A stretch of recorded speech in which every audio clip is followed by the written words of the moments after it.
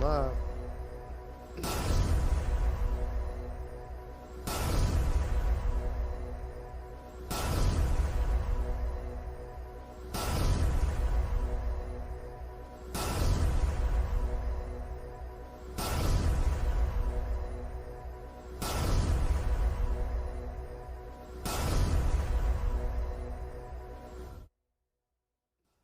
Well, hello there, friends, and welcome to the Monday Show 68. I'm your host, Wes. With me, as always, my good friend Roots. Roots, how are you doing on this momentous final Monday show of the year? A Monday show, might I add, that is not taking place on a Monday. Yeah, it's pretty typical, right? It's good. It's good that our last Monday show is an actual Tuesday show, which I had to remind Radio Runt earlier. But it's one thing is a couple things. One, I feel warm and cozy because it's cold outside, and two, I feel like what was that Captain Caveman or whatever back in the day, that cartoon when his beard was all like I feel like I'm about 6 months away from where I need to be. But man, today this thing is just all over the place. So I apologize for looking like I just woke up, because I did not just wake up. And then my last thing is I'm a little frustrated with technology, and I guess more my memory of how we set everything up, because now we're 10 minutes late because we got into Zoom and then Wes's camera wasn't there, and or no, I don't know, we were both in there. It was, I don't know, it's all set now. I can relax and calm down. Our apologies to all of you who have been waiting in the chat, but I guess if you're regular followers of our channel, you're probably used to it by now. But as we mentioned yesterday, we have switched over to Zoom instead of Skype as our meeting platform. And anytime you go into any kind of new software, of course, there's a little bit of a learning curve. And we thought we had it yesterday, but as we got into the show today, we realized that we don't quite have it down just yet. But it's all good. In the end, we figured it out. We're on here without losing too many viewers, I guess, hopefully. Yeah, well, And we're ready to go. well, usually we'll have people dropping in later. It seems like it builds steam. It's funny. Who was it? Technoglitch was just asking if it's really snowing here, and it is really snowing here. Just not that much. I wish it was snowing here that much. And I was just really looking at our backgrounds and just looking at the vast difference between our worlds. Mine is nice and peaceful, and you are literally about to become a zombie lunch. Well, I'm coming in live via satellite from the streets of Seattle, Washington. Oh God! Well, it looks like it. Well, this is probably with tar. Was it black tar heroin is legal now? So you're not too far off. I Oh. didn't hear that. I've heard about the some other substances, but that's the first I've heard about that one. Yeah, no, they legalized the amount. I guess it's enough to. I won't even go into it. It's just it's too much. Let's put it that way. Honey, time to move. Yeah, yeah, it for sure is. Yeah. Anyway, dude, we've got a ton of show tonight, right? I'm wondering how long we're going to be able to maintain, because we have so much to talk about. We've got Myst and Medal of Honor we're going to talk about off the top. Then we're going to start our talk about, we're going to start the debate of what should be the games of the year, not just overall, but per platform. And Roots, as I was compiling the list today, going back through all the Monday show episodes throughout the year, picking out the winners from each game of the month discussion that we had, something dawned on me. And, I don't know. I guess it's kind of funny because, we have people like Radio Runt who's been saying it all along. But the Monday show's pretty good, man. When you go back through our catalog and you look at our Sunday show, generally it's a dated thing. It's good for a while. Then the news is old news, and it's kind of okay after that. But you can go back to the very start of the Monday show and watch any one of these episodes, and they're just as relevant now as they were then. So as I was going back through the catalog today, watching the old Monday shows, I was kind of proud, man. The Monday show kind of stands up a little better than the other content. Yeah, I would say that's your best idea you've had on the show, but like they just keep coming. My thing is as time goes, I just enjoy the Monday show more and more as well. Like just doing it, I look forward to it, right? Because it means we get to play some games and we get to talk about it. And that was initially my favorite thing. Like when especially for somebody like Mash Daddy that went through and did a whole marathon of all of our episodes, and he should be able to say this as well. And like there was a point when we started the podcast, I thought that's what was the best thing about the show was the talking about the games. And then we started drifting away from it for some reason. And like, I was like fucking clawing, dude. I was like, no, we, that was my favorite part of doing the show. And so I'm glad we brought it back. And I'm glad we gave a banger of a show today for sure. Well, that was kind of the idea. That was the idea behind the Monday show because in the beginning, there was one show and it was everything, right? There was news, there was game talk, and it was 3+ hours every week. And it was a lot to keep up with. Plus, we were doing 2 games for each person back then. And there was 4 people, 4 hosts on the show. We were doing 8 games every week. Mm. And that wasn't sustainable. So when we finally got it narrowed down to where it was just you and I as the host, and we decided we should put a stark divider in between the 2 segments and really just make 2 pieces of content out of it. That way, we could get our shows down to an hour, hour and a half each, and be able to have content on multiple days. And we did that to some extent. Only the news content grew and the gaming content grew. So now Mm-hmm. instead of having 2 1-hour shows, we've got 2 2-hour shows. So overall, more time. But going live kind of solved the challenges from that. Yeah, more time, but we actually saved time from when we were recording it. Because I feel like we were doing triple the work, because we had to Yeah. do it. You had to edit it, and then we had to sit through another premiere, and it's just a lot of time. So Although I will say this, if we had been on Zoom back then, probably wouldn't have spent nearly as much time editing because it was always the audio sync. That was what I was always dealing with the editing. So apparently, I'm assuming no one's mentioned anything in the chat yet. I'm assuming that I'm still in sync. Everything's still good. And we're set to go with the Monday show 68. well, you know what they say about adversity, Wes, and it doesn't matter whether it's having to snip out a million, like some of those ones were a nightmare, a million things, but it's just learning, man. Like you could probably do stuff today that you wouldn't be able to have done if you would have had Zoom that whole time, right? So you've learned a lot of tricks and ways to sync things up. So when shit does go wrong, you're there to quickly fix it. So it's awesome. Yeah, it's been an incredible year for our channel, an incredible year of growth for us as content creators, and an incredible year of growth in our community. A lot of new faces that are here now that I didn't see here back in the early days of us going live. And it was interesting, going back to the Monday shows today, seeing the evolution of our show as we went from honing in our pre recorded skills to becoming novice live streamers. And we've continually gotten better since that day. And the audience has grown to show for it. So a big thanks to everyone who's stuck with us, and we only plan to continue to improve and expand our content as we move on into 2021. And, just the way we're talking, it's almost like this is the end of the year show. Oh wait, it is the end of the year. I mean, it's not the end of the year show, but it is the end of the year show. It'll be the last actual show before the end of the year, and then you'll have the 2020 after the beginning of the year. And man, dude, I'm so excited to talk about these games. I'm excited to do that show as well. There's a lot of good categories in the Discord, right? Yeah, yeah, man. There really is, and it's going to be tough because obviously we can't do all of them. The show's already going to be 3 years long, as it Mhm. stands. So we're going to have to be a bit selective about it. But there's a lot of good suggestions in there, and we're going to carry over a lot from last year as well. Yeah. So cool. All So right. anyway, just a reminder to you guys, this will be our last scheduled content of the year until we do the 2020 show, which is going to be around the first of next year sometime, maybe give or take a day. We'll be sure to let you all know. In the meantime, I'm sure we'll be on to talk about games as they come out and we play them. We just don't have a whole lot of time for this pre-planned stuff that we do every week. So just stay tuned.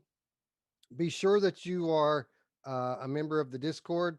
That is where we're going to be convening and deliberating for the next 2 weeks as we decide the winners of each category that we're going to be giving awards on in the 2020 show. And be sure If you have never listened to me about anything else, listen to this. Do not miss the 2020 show. Uh, be sure you pack a lunch, of course. It's going to be a long one. But we're going to give out a lot of great awards, and we're going to give out a lot of games as well, not just bargain basement stuff either. Some really nice titles being provided by our supporters, our developer friends, and our community members. Yeah, it's a good time too, man. Like everybody has a good time. I mean, we actually had a people there were there. Most people were there from the beginning to the end, and it was one of our busiest shows we've ever done. So that was crazy. I can't wait for the next one. Yeah, man. I can't wait for it as well. And I got looking back, and I mean, the 2019 show was so epic that we did the 2019 show, and then we did like two or three more pieces of content, which were just excerpts of stuff we did on the 2019 show that we thought was good enough to release by itself. So I got to imagine that it's going to be the same thing this year. Um, Again, we'll probably pop in. I mean, I guess we'll probably do some. Old school review discussions, right? Over the next couple of weeks, we got new stuff to play. We've got Vin VR Adventure to talk about in its entirety. We've got Crunch Element that we're going to be talking about. So those will just be kind of impromptu. We'll just pop on as we can. We'll try to give you guys as much heads up as we can before so. But that'll be stuff that you're able to catch after the fact if you don't catch it live. The 2020 shows something that you're definitely going to want to check out live. So we'll be sure to post the show page on YouTube well in advance, so you guys will know days ahead of time when the episode is coming. That way you can plan accordingly. You know what I'm really excited for, Wes, and it didn't really even pop up till recently. Actually, today was it today we found out about it, or I guess they've been hinting about it. But there's some games that I want to play Helix Vision wise, and one of them specifically with you. Like I've already gone into it today and seen that it's just amazing. And there's rumors that Epic, there's not a okay. Let's put it this way: Epic Games is giving away 15 games, right? From the Yeah. 17th on. Now the rumor is which games they are, but I'm pretty sure the rumor is correct. What do you think? Oh, that's right in Yeah, front I of me. don't know, man. I haven't looked into it much. This is something that I discovered on Discord via Revero, one of our more active Discord members. I trust his judgment. It looks legit, but then on the other hand, it don't really. I mean, some of these games, it's unbelievable. If this list is legitimate and Epic Games is going to be giving this entire list of games out for free between now and the end of the year, this is pretty damn incredible. Yeah. Well, and if you look at this list, man, they're all amazing games, but they're all games that have been out for quite a while. And with the way that Epic's been doing it, I think it's very, very likely that this list is accurate. And usually, I mean, when was the last time something like this, like every single time that I've seen over the Epic stuff that's came out leaked, it's always been accurate. Just over the last year, right? I'm pretty sure we're getting these games and Dying Light, even though, and I don't know if Drillo can confirm this or not. I tried to go in today and do the VR mode. There's a line you can put it. I couldn't find the place to put it that the old videos were telling me to find to put that file. And he was saying something in the Discord today about Dying Light not having that they took that access back. I'm sure there's still a way to get in there, but there was a line you could add to it, and it literally just let you play VR wise. Now it was a little wonky, because I couldn't access it today, it made me go into Helix Vision, and it was amazing. It played great, and I want to play some Dying Light with you, Wes, because it's your type of game, man. It's one of the best games I've ever played in VR. I mean, I guess now with Helix Vision, but Well, I'm certainly looking forward to that. We may have to put it on hold until I can get a computer built with an older graphics card in it. uh, But I mean, we're going to be busy until then anyway. it worked for me Um, great with the 2080. So, so and did it, it really? yeah. And I mean, I was able to get not only Dying Light, but GTA 5, which I haven't been able to get to work. I think they're fixing stuff, Wes. And the one thing I still can't get Resident Evil 7 to work. I think there's some kind of weirdness with that, but I was able to get both of those to work no problem. So I think we could do Sweet. Helix Vision. and it's 4-player co-op, Wes. That's incredible. Sounds like money show to me, friend. Yeah, yeah, absolutely. And like all of those games, I think it was Jim Hall says he hasn't played any of those games. So if you're somebody to play Helix Vision or Vorpax, this is a Vorpax Helix Vision Dream, and or Dream List anyway, and they're all going to be free. Gamerchick 13 says this list looks like it's the European region. Are these free games available in the US? For certain? And that I cannot say. Mm. I will mention that the Rivero, the person who shared this list, is from Romania. So that certainly, would stand up to what you're saying there, that this very well could be a European list. So I don't know. I don't know. I know that it's an amazing list. I know that Roots were saying that these are all kind of old games, but I would Horizon Zero Dawn's not that old. Borderlands 3, not that old. Well, okay, Some of these so are pretty new. Monster Hunter Worlds, they're not that they're all old, or maybe they're not selling well. And let's put it this way, okay, so a good portion of the audience is from the UK, so this is for you if that's the only people that get this list. Two, I started out the segment saying this is the rumored list. I have no idea which games are given. Onakazi says, "What about it looks European?" And that's kind of the question I have too. Like, how does she know that? Because I mean, it just looks like a list. Oh, the dates Onakazi. Look at the dates. Well, and it was lit. Okay, so it was listed on UK, so because Revero was the one that did it. But let me ask you this: how weird, how bizarre, and we are living in bizarro world, so this could be the case.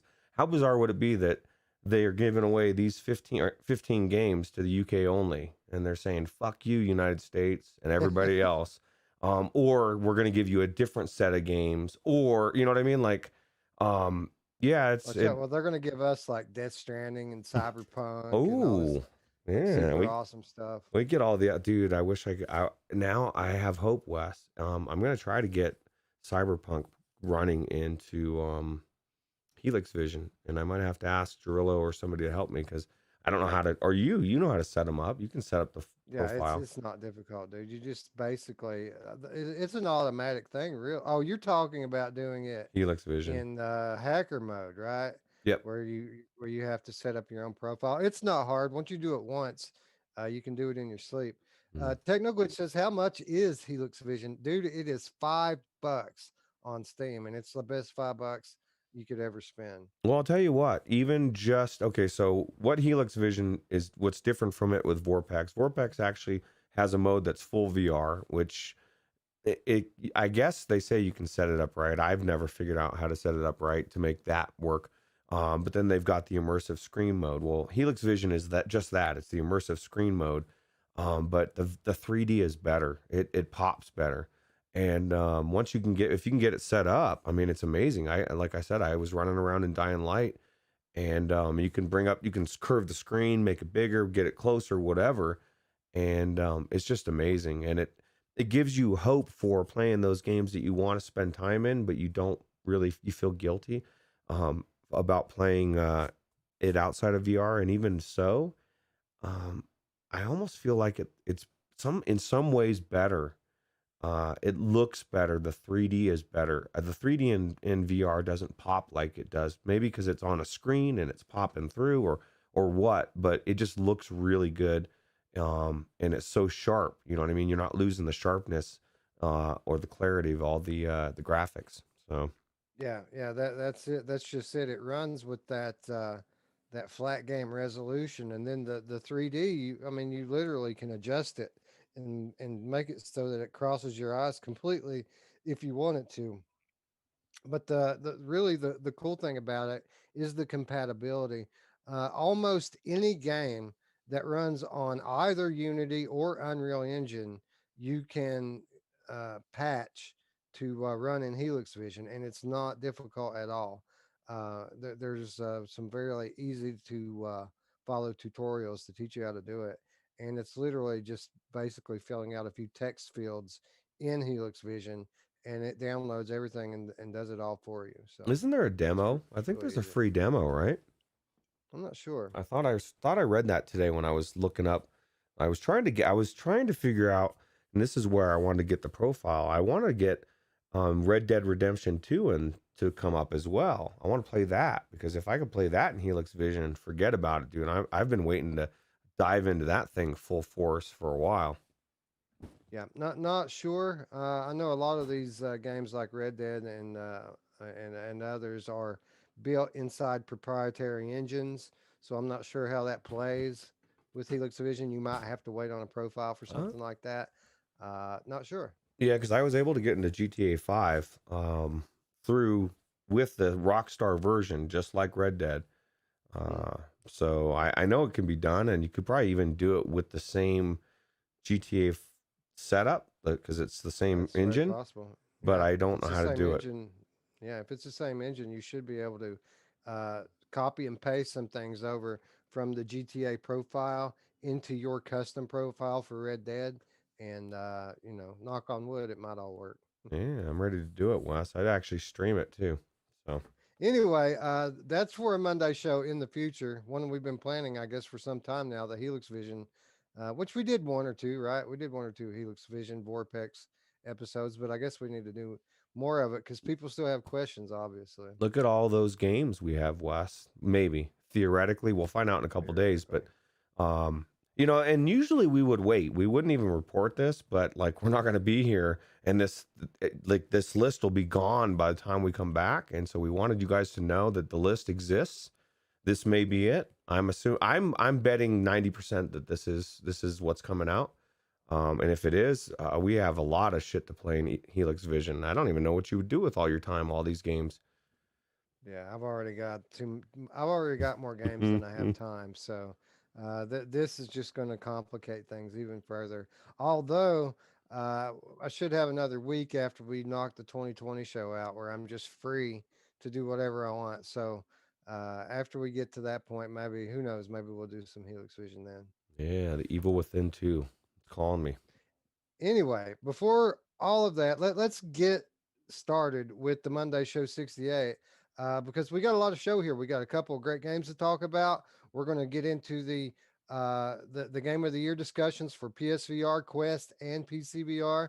Not going to pick winners, mind you. That's for the 2020 show, but we're going to kick the discussion off. Hear what the people in chat have to think as compared to what Roots and I think, and should be a fun discussion. So before all of that, though, let's start this show the way we always do by saying hello to the chat. We've already seen Gamer Chick and Techno Glitch in there. Thanks for coming, guys. Delirium Drew showing up. He's a night owl, as always, showing up for the Monday show. Dave Station, good to see you, friend. Thanks for stopping by. Jim Hall has come out of his cave. What's up, buddy?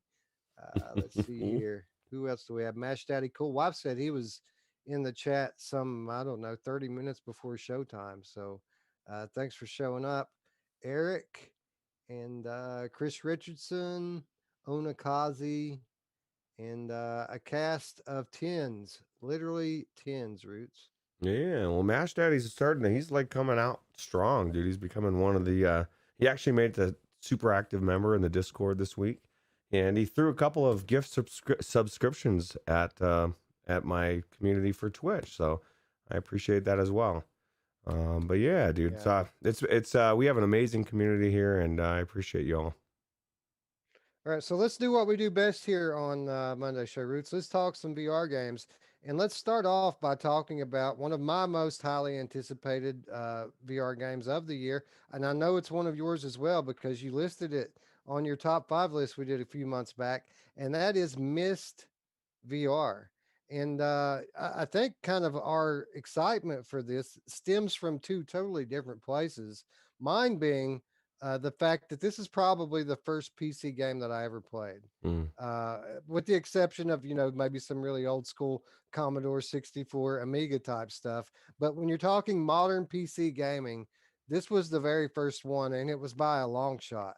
I never considered myself a PC gamer, but this Myst was one game that I absolutely had back in the day on CD-ROM. I played it on my 486 Gateway computer, and and it's been probably some 20 to 25 years Wow. since I've played this game. So when I heard that it was coming to VR, nothing but excitement for me because I was really into this game at the time. But for you, I think most of your excitement for it stems from your experience in Abduction. Is that right? Yeah, because Abduction was cool, but it had its jank to it, right? And so you've got everybody said Abduction is like Myst, but Myst was the best, right? Back in the day, and that's what everybody kept saying. And so and it's built from the ground up. So it's like Abduction built from the ground up. It's, I guess it's what their next title is going to be, right? And everybody I know, like my parents used to play this game. I didn't really play it, but I saw them play it, and they like got into it, right? Like writing stuff down, and it was like my mom and dad spent a lot of time playing this game all the time. So uh nostalgia from that perspective. And I just kind of wanted to check out like what's all the hubbub, as far as like why everybody loves it. And it's funny just looking into this game, because Scion was just in the right off the bat. I'll throw Scion off under the bus a little bit, but he's waiting for the PC version because he wants the better graphics, right? And he's crapping on the Questicle graphics. Now, I will say the trees and the grass, absolutely Questicle, just like anything else, flat. But everything else, Wes, dude, looks so amazing. Like the caves. I mean, I will admit, before I talked to you this last session I went in, I told you I don't know what the fuck's going on, bro. Like I don't know if I go in here, what is going to be the point of me going in? Because I'm wandering in circles and I don't know what's happening. Yeah, dude. Yeah, I'll go. I'll let you talk for a second. Go ahead. Yeah, I was just gonna say, man, I totally get where you're coming from here. Um, it's been a long time since I've been in Myst, and I've really forgotten much more about the game than I remember. Um, so when I was going into it, really my first inclination was to uh, make a gameplay video, right? I wanted to make a first impressions gameplay video of the first time I've gone in the Myst in decades. But in the interest of time, I chose not to do it. We had a lot of show prep today, and putting together the game of the year list took way longer than I thought it was going to. So I started Myst without recording a video, and I'm so glad that I did that because it would have been the most boring video of all time, Roots. Because Mm. I mean, literally, I started the game, and of course, I walked around the island, visited all of these locations, and it was great. It was like it was surreal almost being inside these locations that I remember from all these years ago. It was literally dreamlike. But after that, when you get down to the meat and potatoes of the game, I mean, it's a lot of reading, dude. It's a lot of reading and a lot of tinkering just to get started. After you get started, things kind of start to snowball really quickly. But I mean, I played the game for a couple of hours, and it took really that long just to get going. I'm still going to do the gameplay video. Only now I feel like I'm a lot better equipped to showcase the game than I would have been at just walking into it cold. Well, it's funny too because that's exactly what I was gonna say. Is if I would have if I wouldn't have gone back into VR, if I wouldn't have gone back in before the show and played it again, I would have came out and said, "Yeah, it's a pretty cool game, but like I don't get it. Like I get it, but I don't get it." But Wes, like I've been to places, and this is the funny thing, and then I let off with throwing Scion under the bus, but I get it. I get it because he's like this is his baby. He wants to see it in the best version he can see it in. So I get that. But the weirdest thing is like this was a game that was static images because he told me this game was meant to be played with high graphic fidelity. And I thought, well, the first time you played it, dude, it was a bunch of fucking pictures, dude. There was no. So just alone being in this world, Wes, and I got in this magical tree and I found this underground layer and it took me to another world and I was in treetops, and it was so cool. And I'll tell you what, not only did everything look amazing, like I said, with the exception of tree branches and grass, everything else is amazing.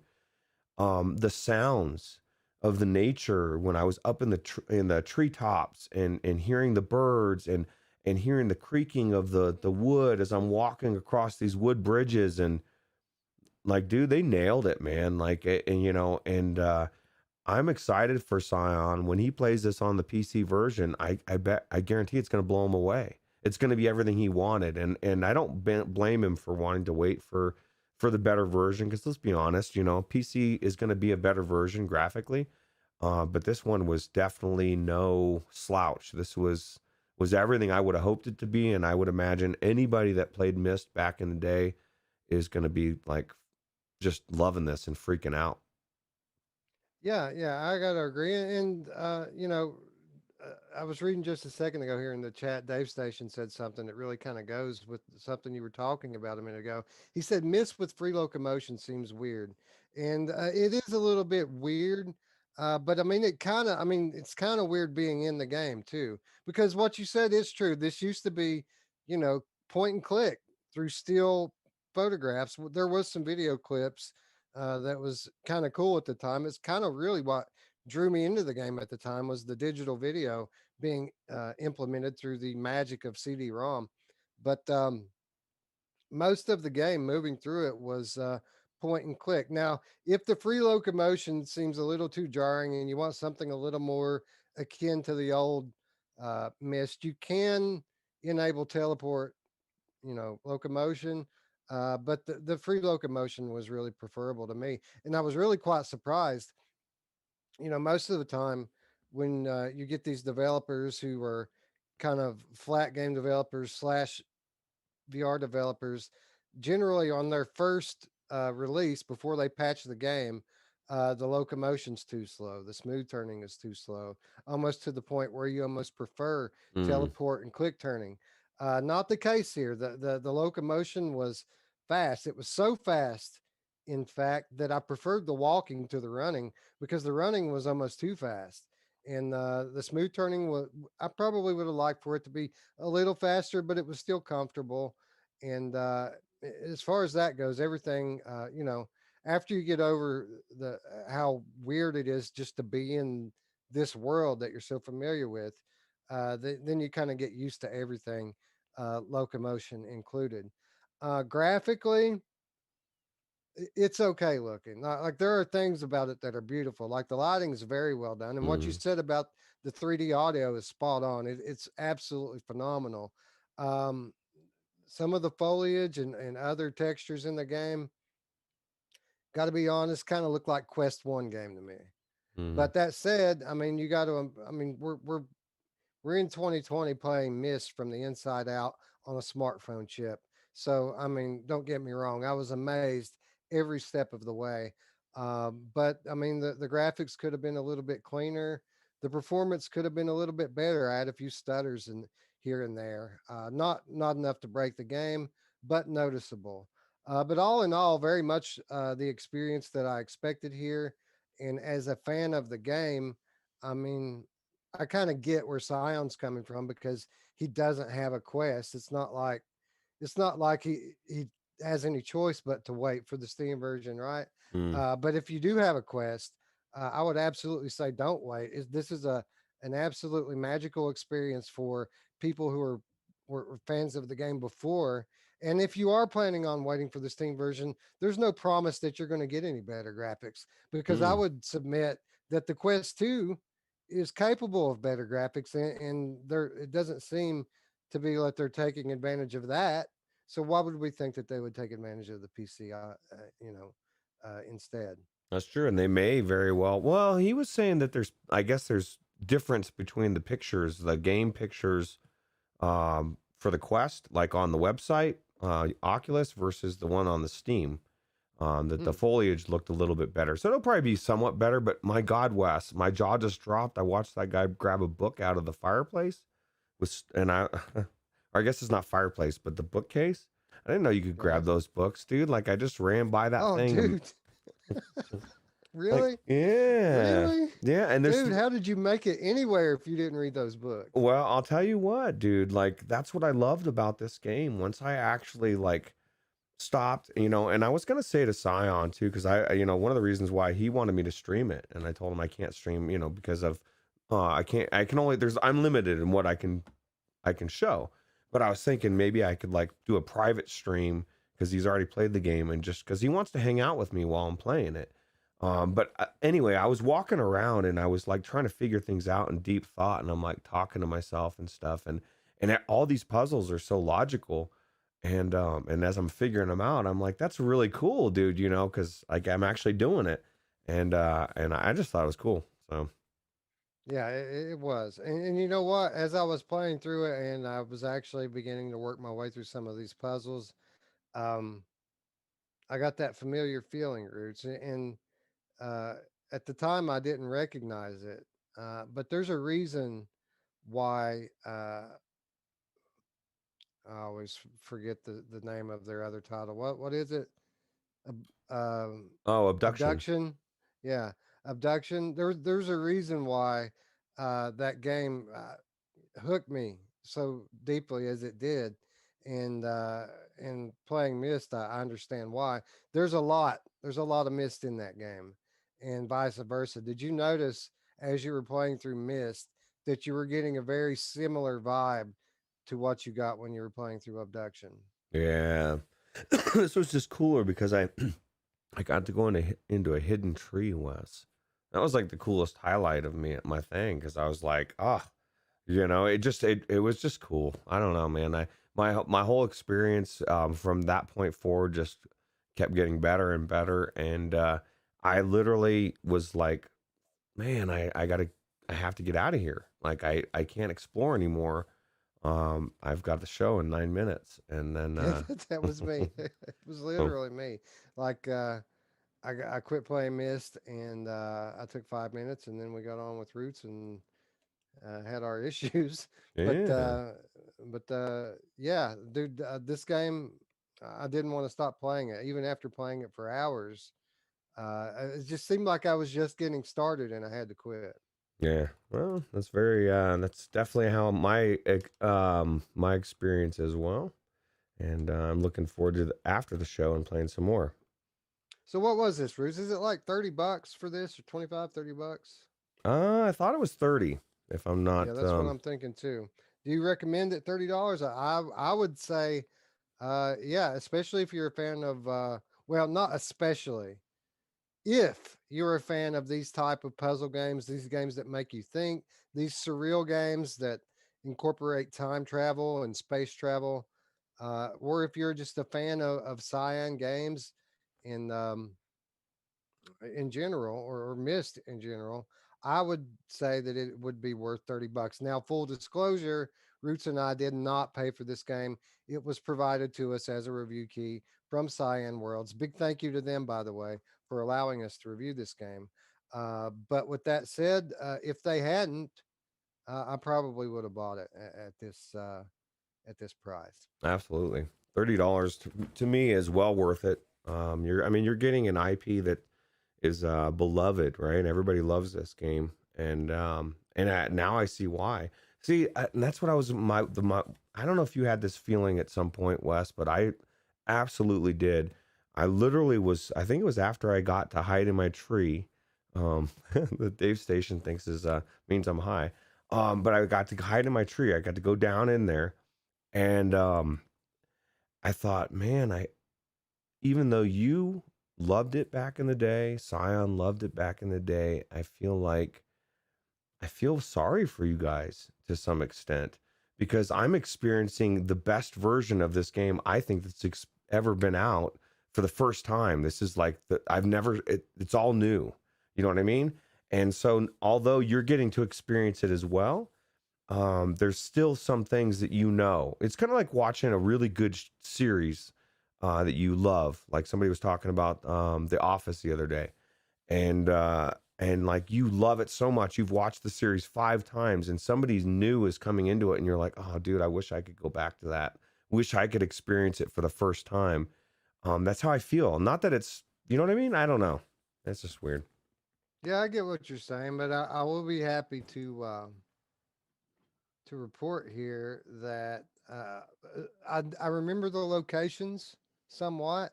I had forgotten most of the backstory until I got into it, then it quickly came back to me. But the puzzles, completely gone, dude. I don't remember any of this stuff. I'm working through it again as if it were the first time. Hmm. Now, with that said, I mean, you can look at it as an impediment or some kind of a negative thing for us to have this nostalgia going into it. But I would say just the opposite. The same way that these Half Life people absolutely loved Half Life Alex, even more so than you and I feel like the kind of the same things going on here with the Myst fans. So I kind of feel like my nostalgia helps the experience as opposed to takes away from it. But I see your viewpoint, and I think for somebody like Scion, it might be absolutely valid because I'm sure he's a lot more familiar with the stuff in the game than I am because he's probably played it many, many more times since I have. But yeah, I get what you mean.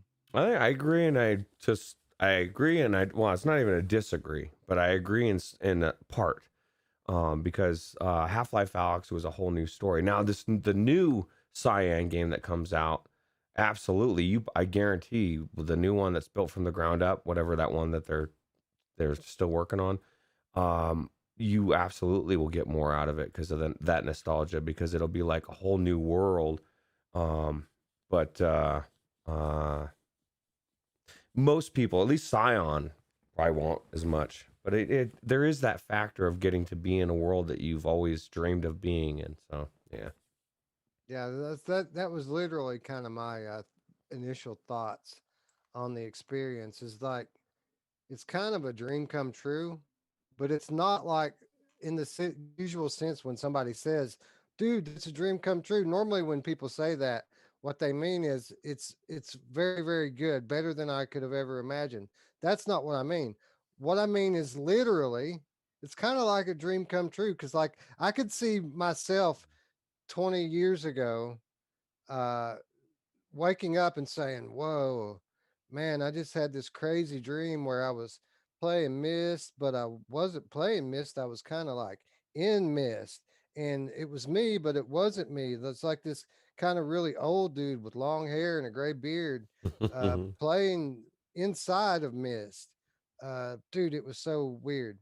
But at that time, I could very much see that being an actual thing that happened, an actual dream that I had. And here I am Living living it. the dream, Roots. We're living the dream. That's crazy.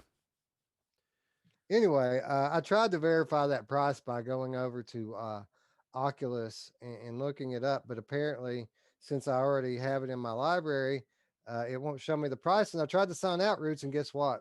Facebook won't let me sign out. It's like, Oh, nope, nope, dude, you are signed in forever. well, Uh, we'll put the call out to somebody in the chat while we're discussing it. If you could look it up and see, I'm pretty sure I read that it was $30. And even if it's, yeah, I know it's not more than $30, and it is cross buy, right? I thought I read that as well. Maybe I'm wrong. yeah, yeah. That's you said cross by? Yeah, for like, I mean, not There cross buy, but for Oculus Quest, and when it comes out for Rift. is it coming for Rift? I see. I Oh, never. I heard Quest and then later to Steam. Steam. I guess Oh, it would okay. make sense that it would come to Rift if it's going to Steam on PC platform. It would, but I don't know. That's the first I've heard of that. But it would make sense. You're right. I mean, if it's a $30 game that launches initially on an Oculus platform, if there's going to be a link version of it, it would make sense that they would enable cross Cross buy buy. for it. I So thought I read that somewhere, but it could have been about Ven VR. But yeah. Onikazi, ET2K9 now both confirming that it is indeed $30. So I would recommend it. Now, if you're not a puzzler type person, uh, I mean, maybe not the game for you.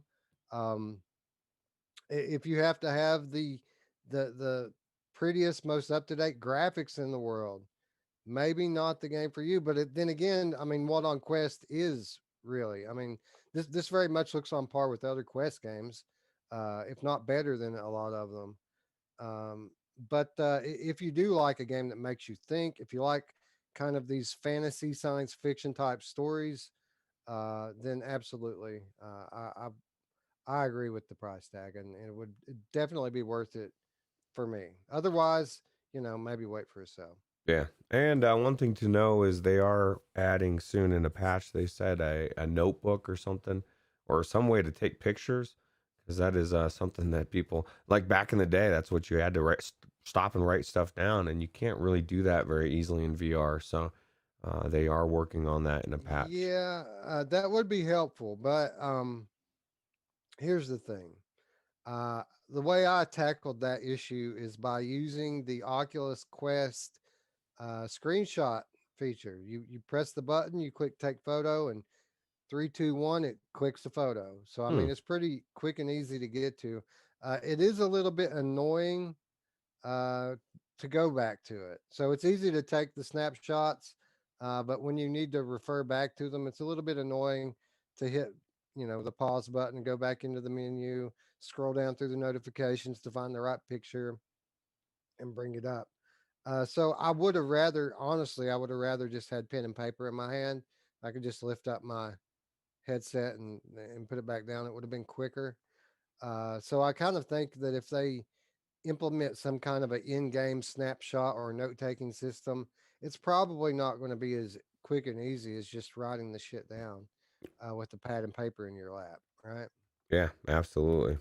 And Drillo says the trees look like something from Mario 64.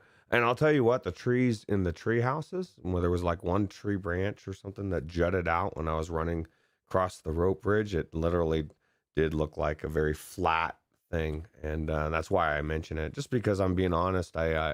I didn't like the way the trees looked, but The, it didn't break anything. It just it's a little bit part. It's only a little part of the game too. Like most of the time, you're in stuff, but Yeah, I don't think that this game is probably any different on Quest 2 than it is on Quest 1. And the reason why I'm saying so is the foliage was one of the biggest graphical upgrades between games on the original Quest and the Quest 2.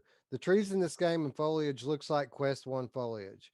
If you play Rush VR, if you play Apex Construct, you're going to notice the same type of foliage in those games on Quest 1. When they updated for Quest 2, hmm. this got updated along with it. So yeah, it's not the best looking foliage, but as Roots said, it isn't quite game breaking, and there are other things in the game that look very good. The lighting. I got to imagine that over time, hopefully, this game will get patched for the Quest 2, and we'll be able to see it, or even on Steam, like Scion says, maybe we'll get to see it in all of its potential. Yeah, I can't wait. Jim Hall says, "How about those Pop One trees? Epic." Yeah, they're definitely the same, the exact same thing. And that's the thing, and that's a perfect point. Is like the gameplay is more important than all of that, you know, and the buildings and like I was the same thing that you said. I was like just blown away by the lighting in this game. Like I can't remember what one of these caverns I was walking in and I was looking at the reflection on the floor and I was like, damn, that looks really good. The water looks good, you know. I mean it just looks it's just a really good game. I definitely Yeah. recommend it to anybody that likes a puzzle game. Even if you don't like Myst, never were like some Onikaze. I think it was somebody said they didn't like it in the back in the day because they just frustrated them. But being in there, I thought it was really cool. Yeah. So Ray Pope says, "Is the photo function the same as in Abduction?" I didn't know that Mist had a photo function. It was the Oculus Quest snapshot function. It was not in game. It was in the Oculus menu itself. So, Yeah, not no in game photo function. I did make use of the one in Abduction though. To great, it was a great help. But I'm not so sure that pen and paper wouldn't just suffice here because there's so much. There's so many different little things you need to recall back to progress in this game. yeah. I haven't gotten to the point where I need to write stuff down really yet. But I mean, I didn't even find those books, and I somehow made it all the way where I found it because I don't know, man. It's cool. Yeah, I mean, I don't know how you could have without. I guess I found it, and then I did something, So and I saw. this thing that we're looking at here on the screen with the dial on it, did Hmm, you use that at all I did, yeah. Well, effectively? to Well, learn what it was for. yeah, because and I won't go into details because that's one of the reasons why Cyan doesn't want us to do longer videos is they want to keep it fresh for people. Oh, Uh, I get you. but So you just took the information learned from that thing, in the roundabout way that you get it, mm, and you went to the place where you use that information and just figured it out without looking at those books. That's impressive, Roots. Way to go, buddy. yeah, no, it's weird. And that's what I thought. That's why the game started to hook me because I was doing stuff, and I'm like, I don't. I at first was wandering around thinking I just don't know what's going on, and then I started finding stuff, and then I did that thing, and then something started moving up and down, and I was like, well, what is that? And then thought, well, maybe if I jump in there, I don't know. It's really cool. I feel like it's part of my brain that doesn't get to be used very much in my life. Like usually mouse jobs are about it. Like trying to figure out where the mouse is coming in and stopping them. That's about it. So There you go. Anyway, I think we should probably move on. Lots to talk about still. Definitely enjoying this one. Definitely recommend it for, again, those who like puzzlers, those who enjoyed this game back in the day. Recommend it for those of you who fit that category. Again, though, this type of game I feel deserves a big asterisk because it has a fairly big price tag, and games like this aren't for everyone. So, proceed with caution. yeah, absolutely. Or return it in 2 hours. Speaking of games with gigantic price tags, Roots, let's talk a little bit about Medal of Honor Above and Beyond. Lots has been said about this game in recent days, Roots. And initially, I kind of scoffed at some of the reviews from the media outlets out there that talked about the structure of the game and the lack of continuity in the structure of the game. And I've kind of felt like it sounded as if people were being kind of nitpicky with it, which was true to some extent because I don't feel like the game is as bad as everyone is acting like it is. But at the same time, the criticisms of it are absolutely valid, and it's just what people are saying. It's such a uh, it doesn't seem like it has a flow to the gameplay. They've kind of cut this up into levels that really, I mean, some of them are like 5 minutes long. Some of Hmm. them have no gameplay to them at all. It's just all cinema sequence.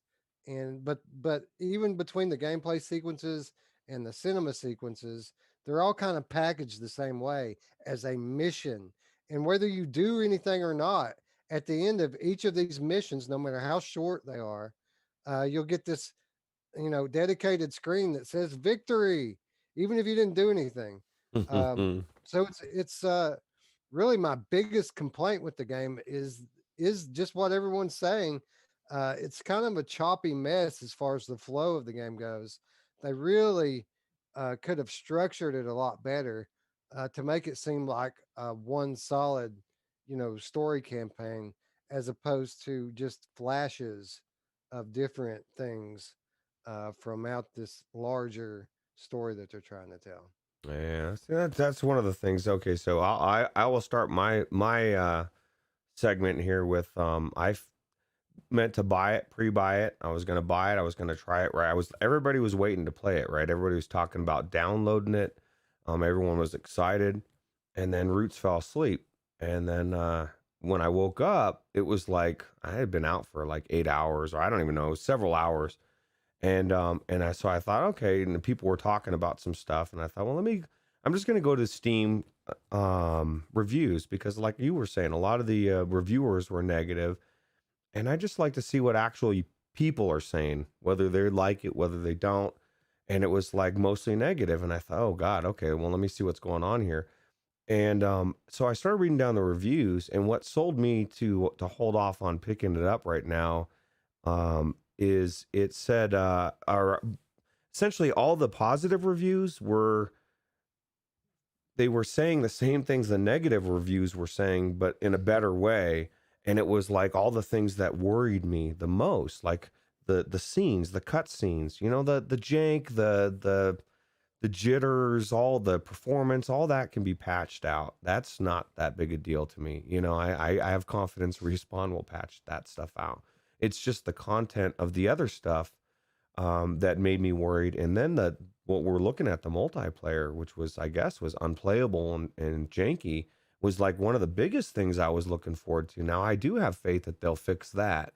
It's multiplayer. All you got to do is, I mean, but the story stuff, it still concerns me about. Not that I know that they're working on bringing everything together and maybe packaging it different.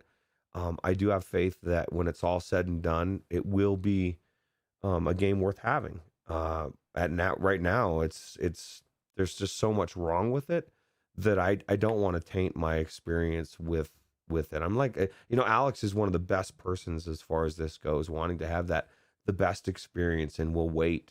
And in this game, I think it's going to be worth it. I think I'm going to wait, and it's going to be a much better game when it's all said and done. But right now, like everything that you said is exactly what was worried me the most. So Well, let me say this right off the top because it's going to be another one of those that seems like a negative review, but that's not my intention here. I'm just trying to properly convey to people what the strengths and weaknesses of the game are. This is a good game. It's fun today. I enjoy playing it. It's a fun game, and it's weird because you talk about you know having some of your fears confirmed about like the cutscenes or what have you. The cutscenes are good. The gameplay is good. It's how they put them together is what sucks. They don't really. It's jarring how you move from one scene to the next. It's very immersion breaking the way that they put everything together. But that said, I enjoy the cutscenes that they properly convey the story to you. They're very immersive, and you know all of the the um, the production values are through the roof. I mean, it's a beautiful looking and sounding game. The gameplay, in my opinion, is really fun, and it's got some of the better gunplay that I've experienced in VR. Now I know that Scion's all about the lack of recoil or what have you, and I didn't really notice it one way or the other when I was playing the game. What I did notice is the variety of weapons I really liked, and some of the rifles that they have in this game I've never seen in VR before, and I really enjoyed using them. And it was kind of hybrid, you know, arcade slash simulation. It was somewhere in between. It wasn't ultra realistic or too arcadey.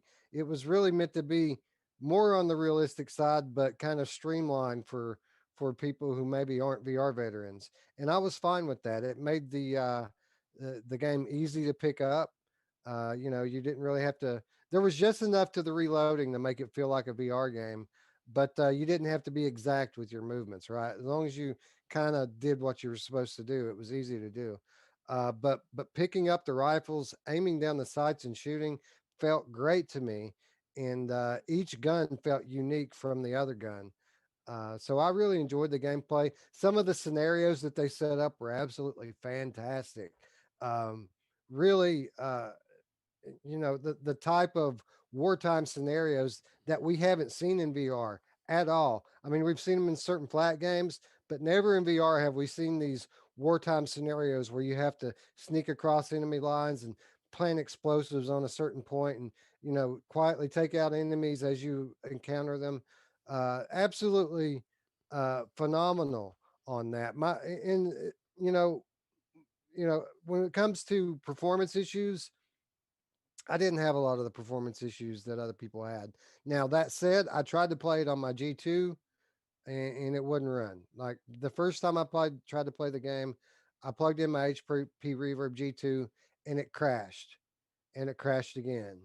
And on the third crash, I said, you know what? I'm going to plug my Quest in. And after I plugged my Quest in, absolutely no performance issues. Uh, I had um, I had the super sampling jacked to something like 1.4 or 1.5. Absolutely beautiful, no issues. That said, I'm running on a fairly strong PC. So people running on lesser PCs that may have been the cause of their reported performance issues. Beyond that, I did not try the multiplayer. Roots didn't buy the game. He's really the one guy I play multiplayer with regularly. Um, so I didn't really jump in and test that aspect of it. But the bottom line with this game is I feel like it's really similar to what happened with the Walking Dead Onslaught, where the game really wasn't a bad game, but it could have been so much better. Hmm. And it came in well under what people's expectations were. So people kind of treated it like it was a bad game. I kind of feel like the same thing's going on here. What we have here is a very good game that should have been way better, and people expected it to be way better. And when it didn't live up to people's expectations, people are kind of shitting on it now. Now, with that said, I feel like the things that I find are wrong with this game are correctable.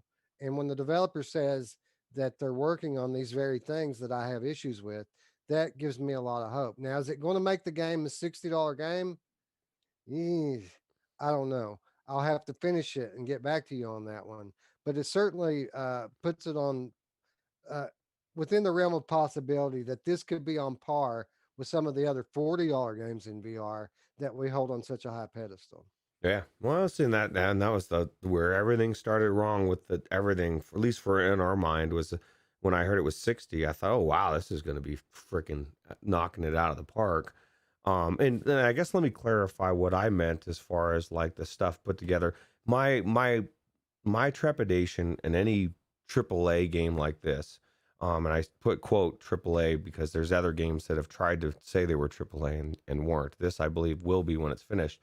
Um, but you have these weird scenes, or like what was that one with the mech and the fire? It was like a game that came. It was recently, or when Alyx was on the show, and it was like a game that was a AAA game, but it came as an experience, just like so many other experiences. And so, if the developers didn't come out now and say, okay, we're going to repackage, and these cutscenes are going to be different, and we're going to put it all together in a concise way, it's not what I want. I wanted the story to pull me through. I wanted to go into Medal of Honor, and I wanted to feel like I was put in a Medal of Honor game and pulled through like a flat game version of AAA would be, where everything just goes together and it tells a story, and everything's, you know what I mean? Like you're pulled through it. And everything that you said, all the cutscenes being weird, and the it being jarring, and not being, or I don't know if you said it was jarring, but being a little bit off-putting, that's what I was worried about. So I am glad that they're fixing that, because I believe that once that is done and I do play it through and it's in that better form, I think I'm going to fall in love with it, just like you said, because I do want to be in those World War II moments, and I do want to feel the risk, and I wanted to feel like legit amazing.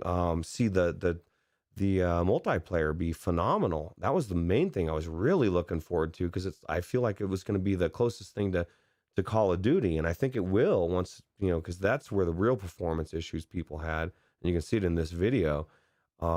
It was just, even with a good rig, it was just stuttering, and that's just optimization for the servers, and they'll get that down. I think in another month, if they say this game dropped to $40, it's a no-brainer all day. Even if it stays at 60, at some point I'm gonna buy this game. I'm gonna own it. It's just when I do buy it. So Yeah, absolutely. I feel like the game's worth $40 as it stands today. And I don't know that it's ever going to get to the point where it's worth $60, but it's certainly possible. What they do well here, they do very well, and I have confidence in this development team to get it right. We have to remember that everybody knows Respawn is this fabulous AAA game studio that's made some of the best war games that we've ever seen.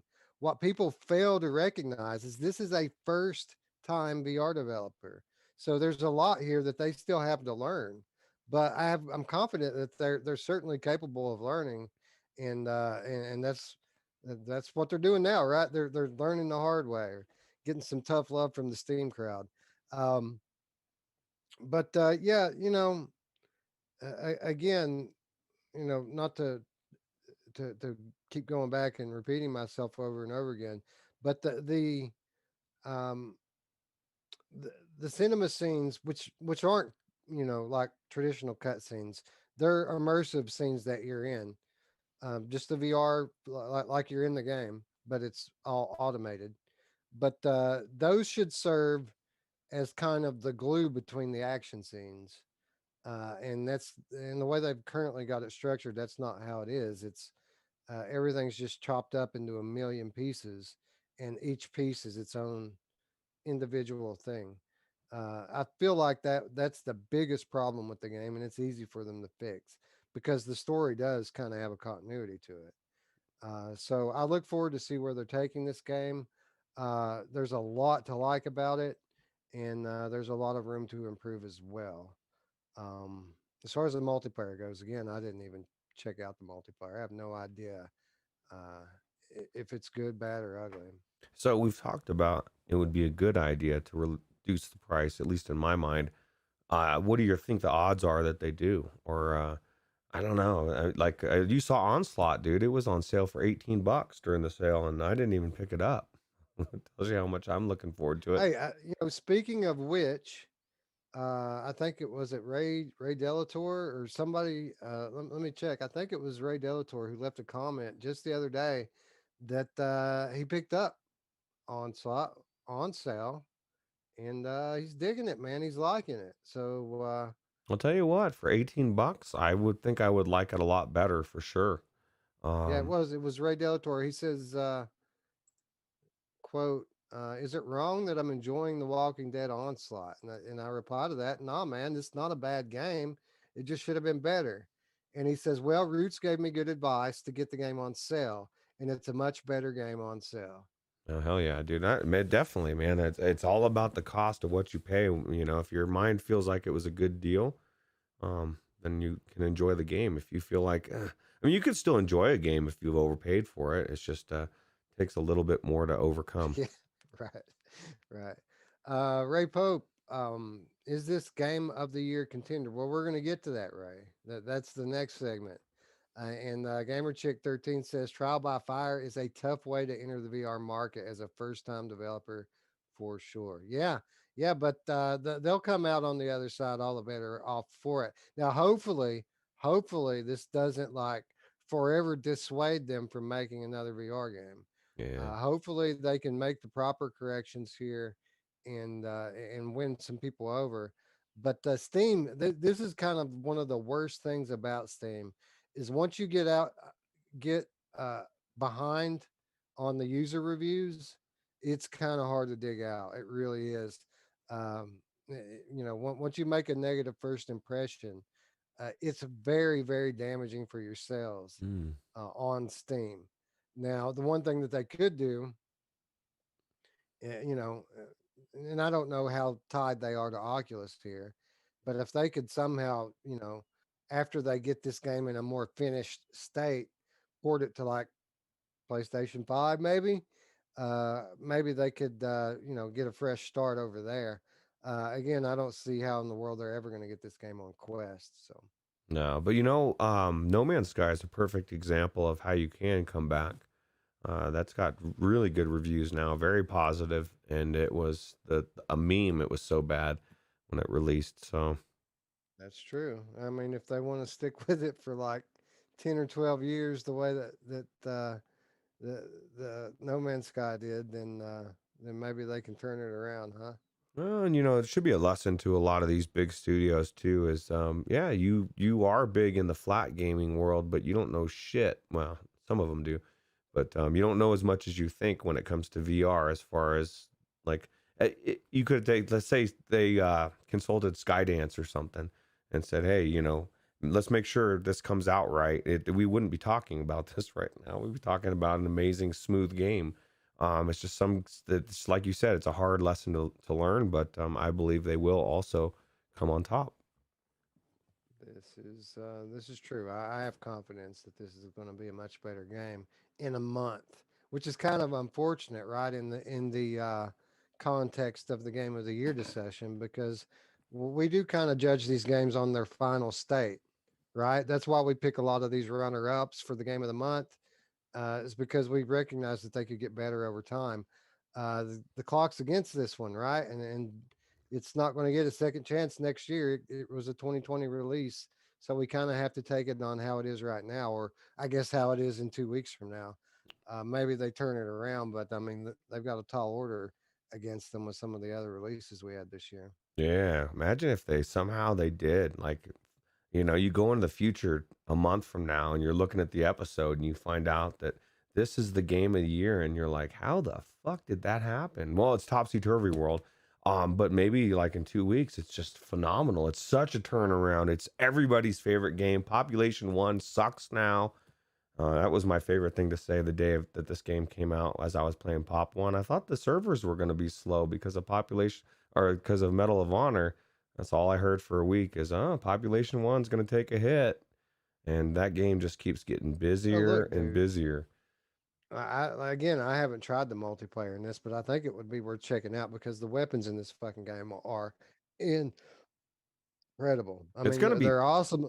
And I mean, this is a testament. I haven't, admittedly, I haven't made it real far into the game yet, but I'd say a significant portion, maybe a third of my gameplay time in this game, we're spending firing ranges, mm, just playing with the weapons because I enjoyed it so much. no, that's cool. I think it'll be, it's just my point when people were first saying it is they're just two different types of games. I could see it affecting contractors. I could see it affecting Onward.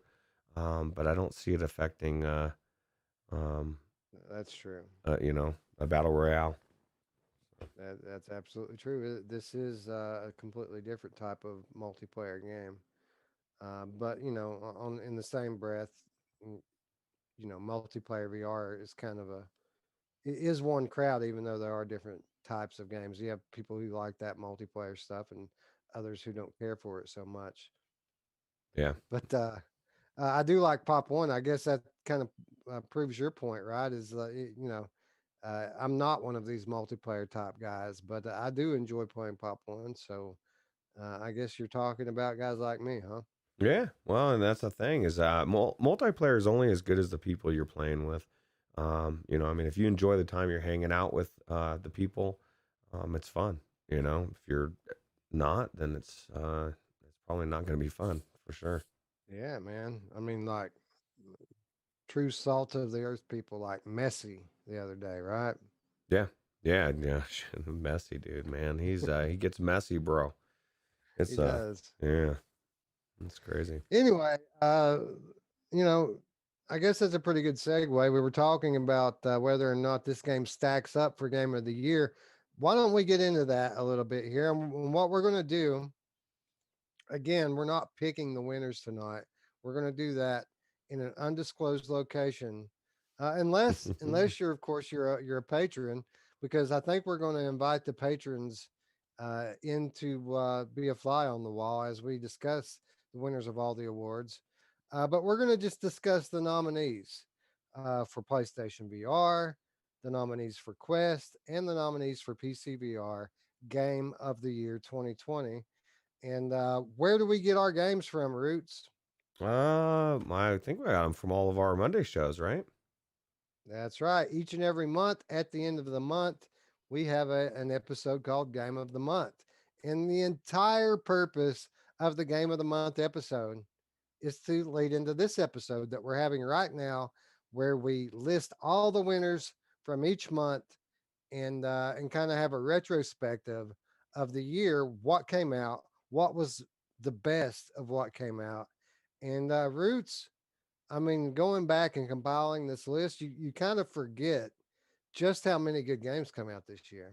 Yeah, and you kind of forget like what you picked, and like as you had in the list, you were like, okay, Roots picked this, I picked this, and I was like, oh shit, I picked that.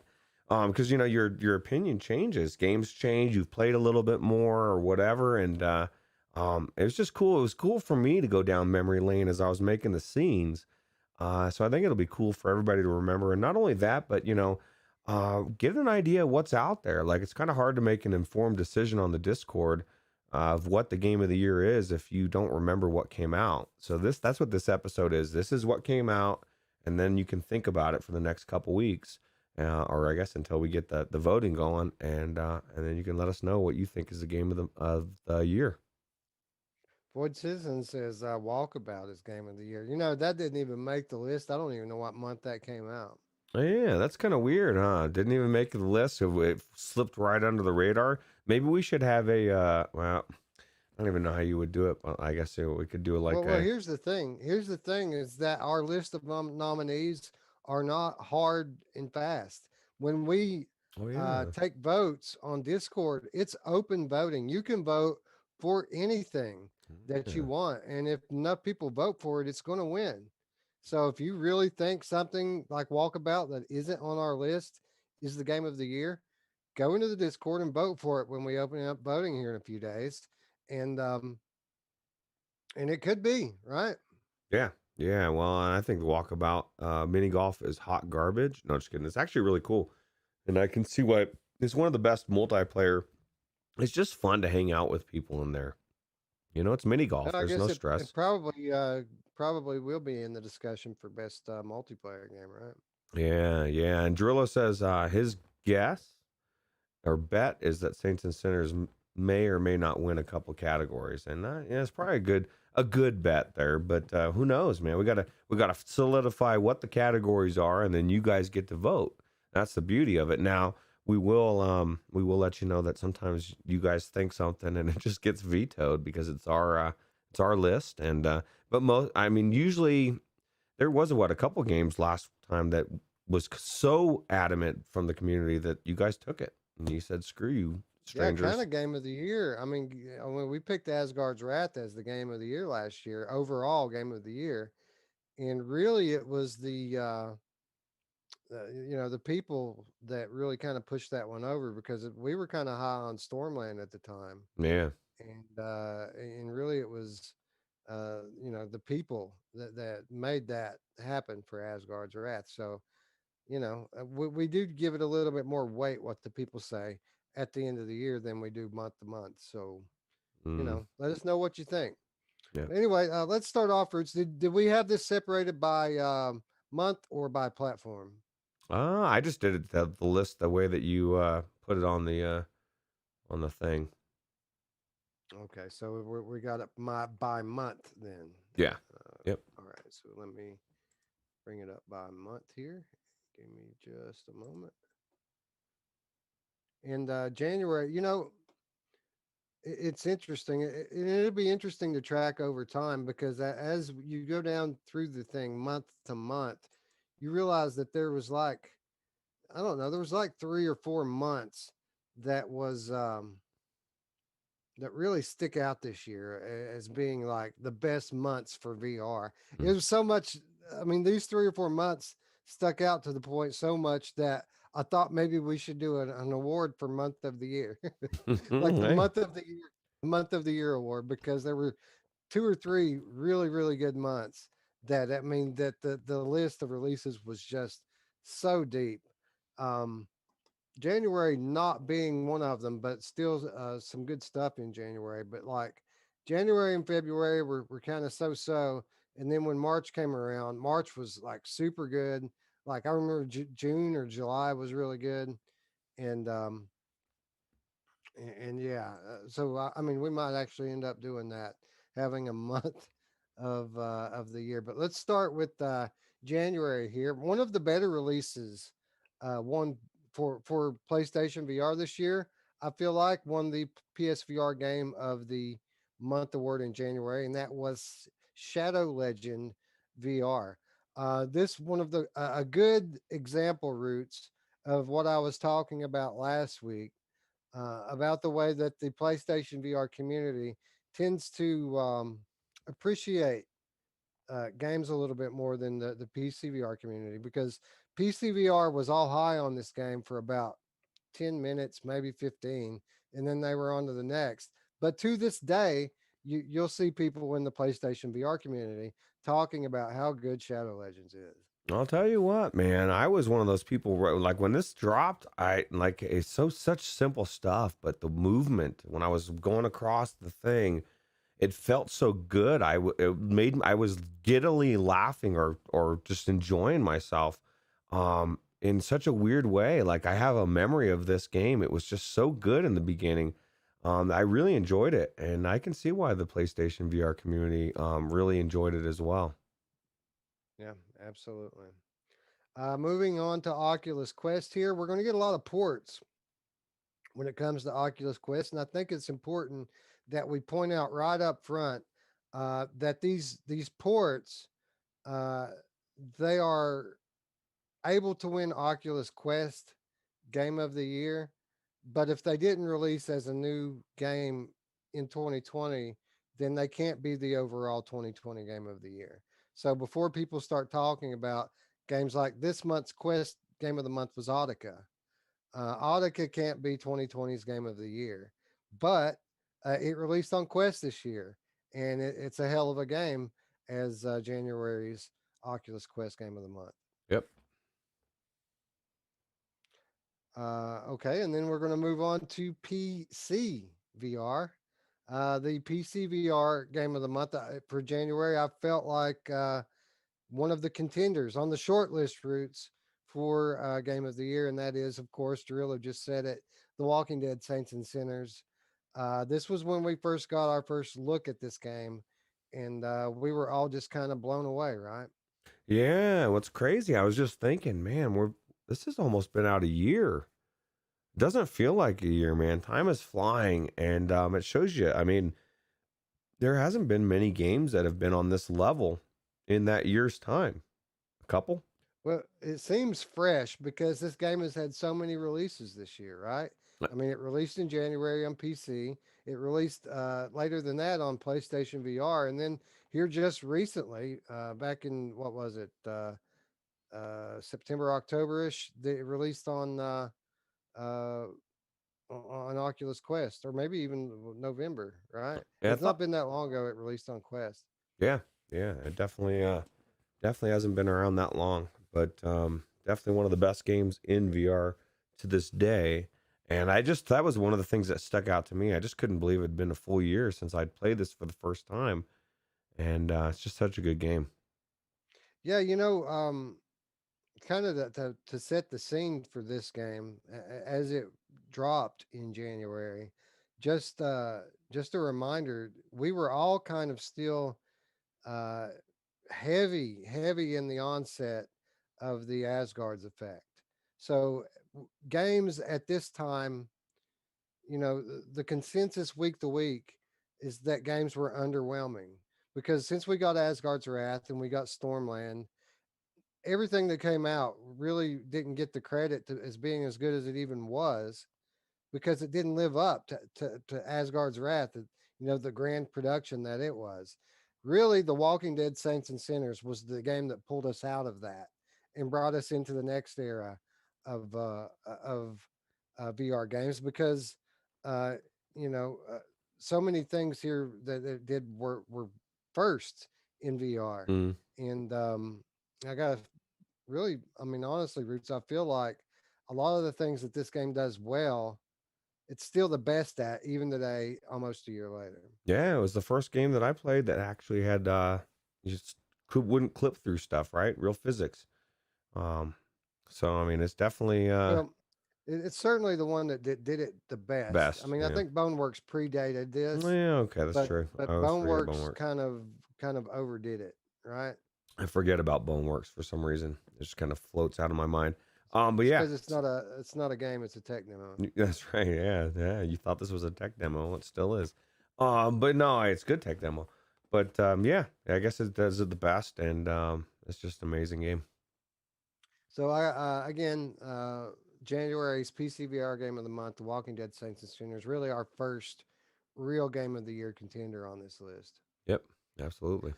Then we move on to February, a somewhat slow month, but still some good stuff came out of it. For PlayStation VR, this was the month that they got Freediver Triton down.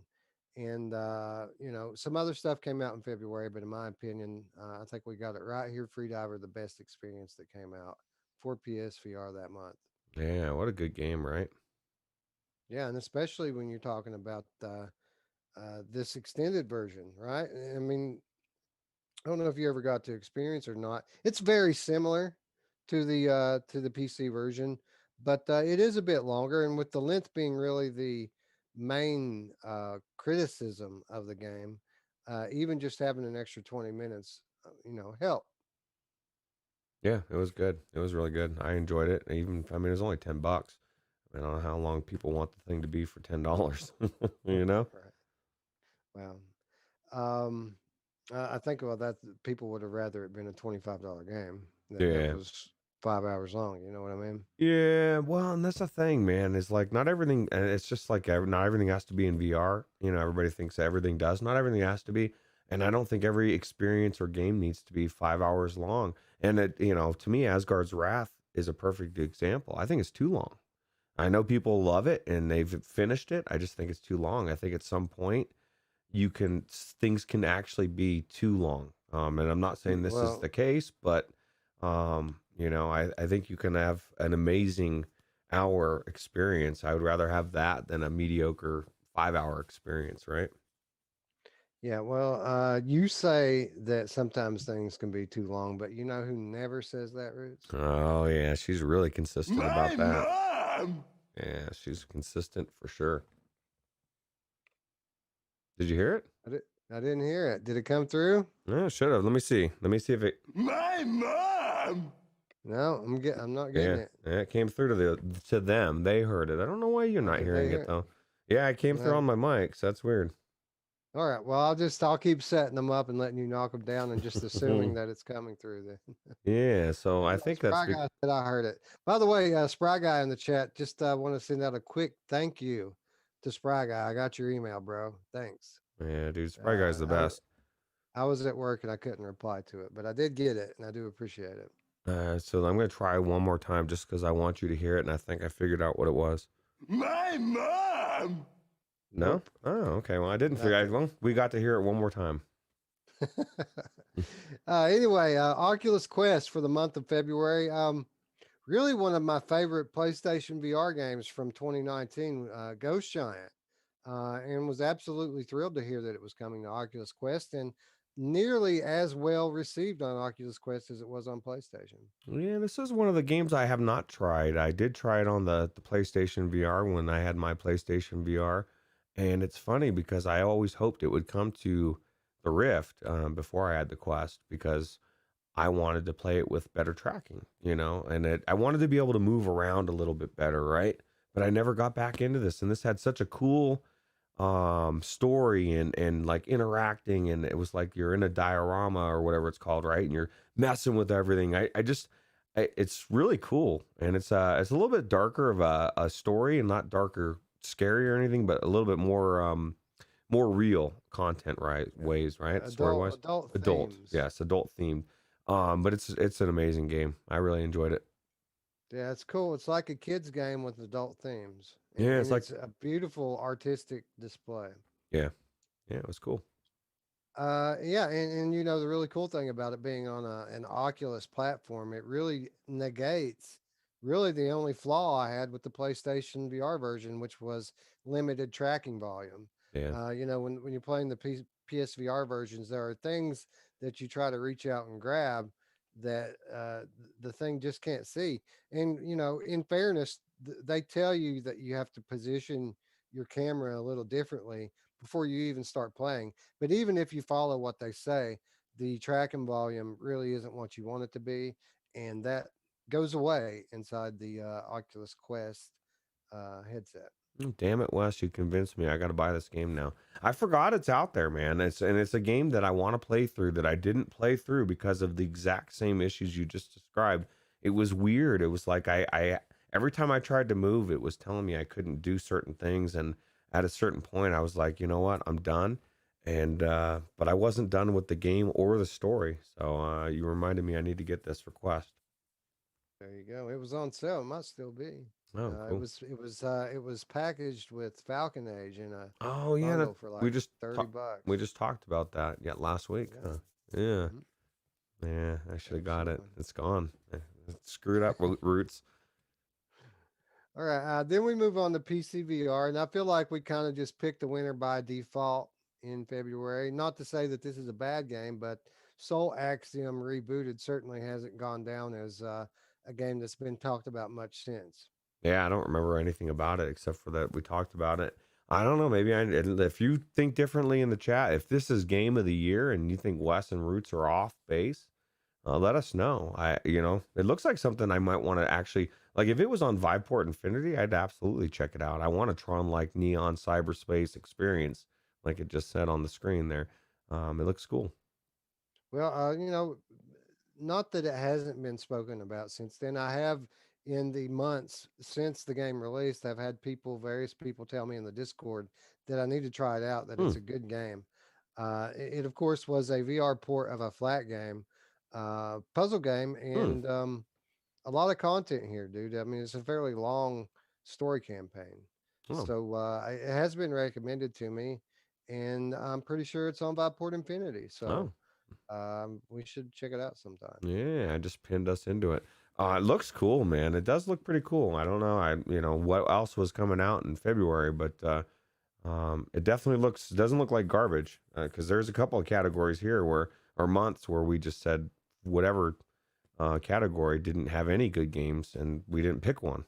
So it must have been good enough to pick, I guess, right? Yep. Gamer Chick 13 says Asgard's Wrath and Boneworks were released while we were in production with The Walking Dead Saints and Sinners, and they blew us away with the gameplay they presented. The bar was raised, and that's absolutely true. This is something that we call the Asgard's effect in our community. After Asgard's Wrath released, games that normally we would have considered to be very good VR games seemed a little lackluster to us. Mm. And nothing quite seemed to live up to Asgard's Wrath after it was released. And this was what we called the Asgard's effect. And really, it took the Walking Dead Saints and Sinners to kind of break us out of the era of the Asgard's effect. And still to this day, I feel like games like what's the one from Mirrorwind that I plug on a week in and week out basis? Um, Oh, Guns and I don't Boiling Steel. Boiling Steel, yeah. I feel like Boiling Steel, had it been released 6 months earlier, people would still be talking about it as one of the better releases in 2019. But it gets no love. They sell it for less than $5 now because nobody wants to buy it. And really, I think that the biggest mistake that game made was its release date. So case in point. But it took The Walking Dead kind of to bring us back into the realm where we could start enjoying other games again. Yeah. Well, tell you what, it's definitely was a crazy time, but now we're back out of it. Now everything's held up against The Walking Dead. So. Right, right.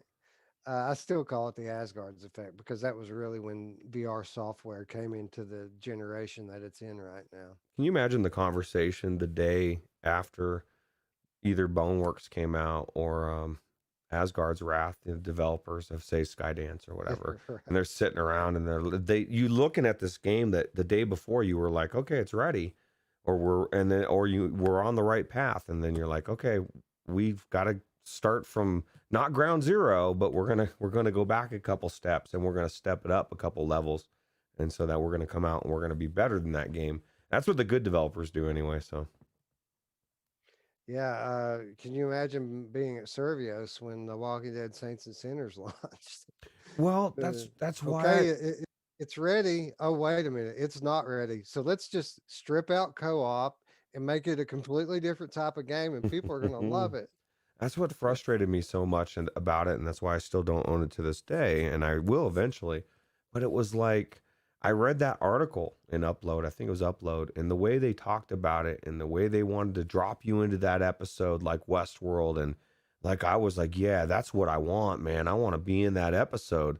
And then we got what we got, which is like you said, it's not a bad game. It's just not what they told us it was going to be, and I think that's where the problem is. Like people were like, dude, you told me it was going to be a Big Mac and you gave me a fucking a hamburger that you made at home. That's not a Big Mac, So You ever start pissing roots and then try to stop? yeah, Hurts, don't it? it does hurt. I kind Yeah. of feels that's what Servios was doing, man. They were pissing in one direction and they tried to stop really quick, and it didn't work out too well. I feel like they should have just went with their original vision and they would have went fine. Yeah. But they tried to change it up at the at the 11th hour, and then at some point you just got to release, right? And it wasn't ready. Yeah, it sucks. Anyway, onward we go to March, and March was the first of these months that I was talking about earlier when we were really just spoiled with great releases in VR. And you know, you won't even get an idea of it from our discussion here because we're just talking about the winners. But if you go back through the Monday shows, go back and watch the March one and look at all the cool stuff that came out.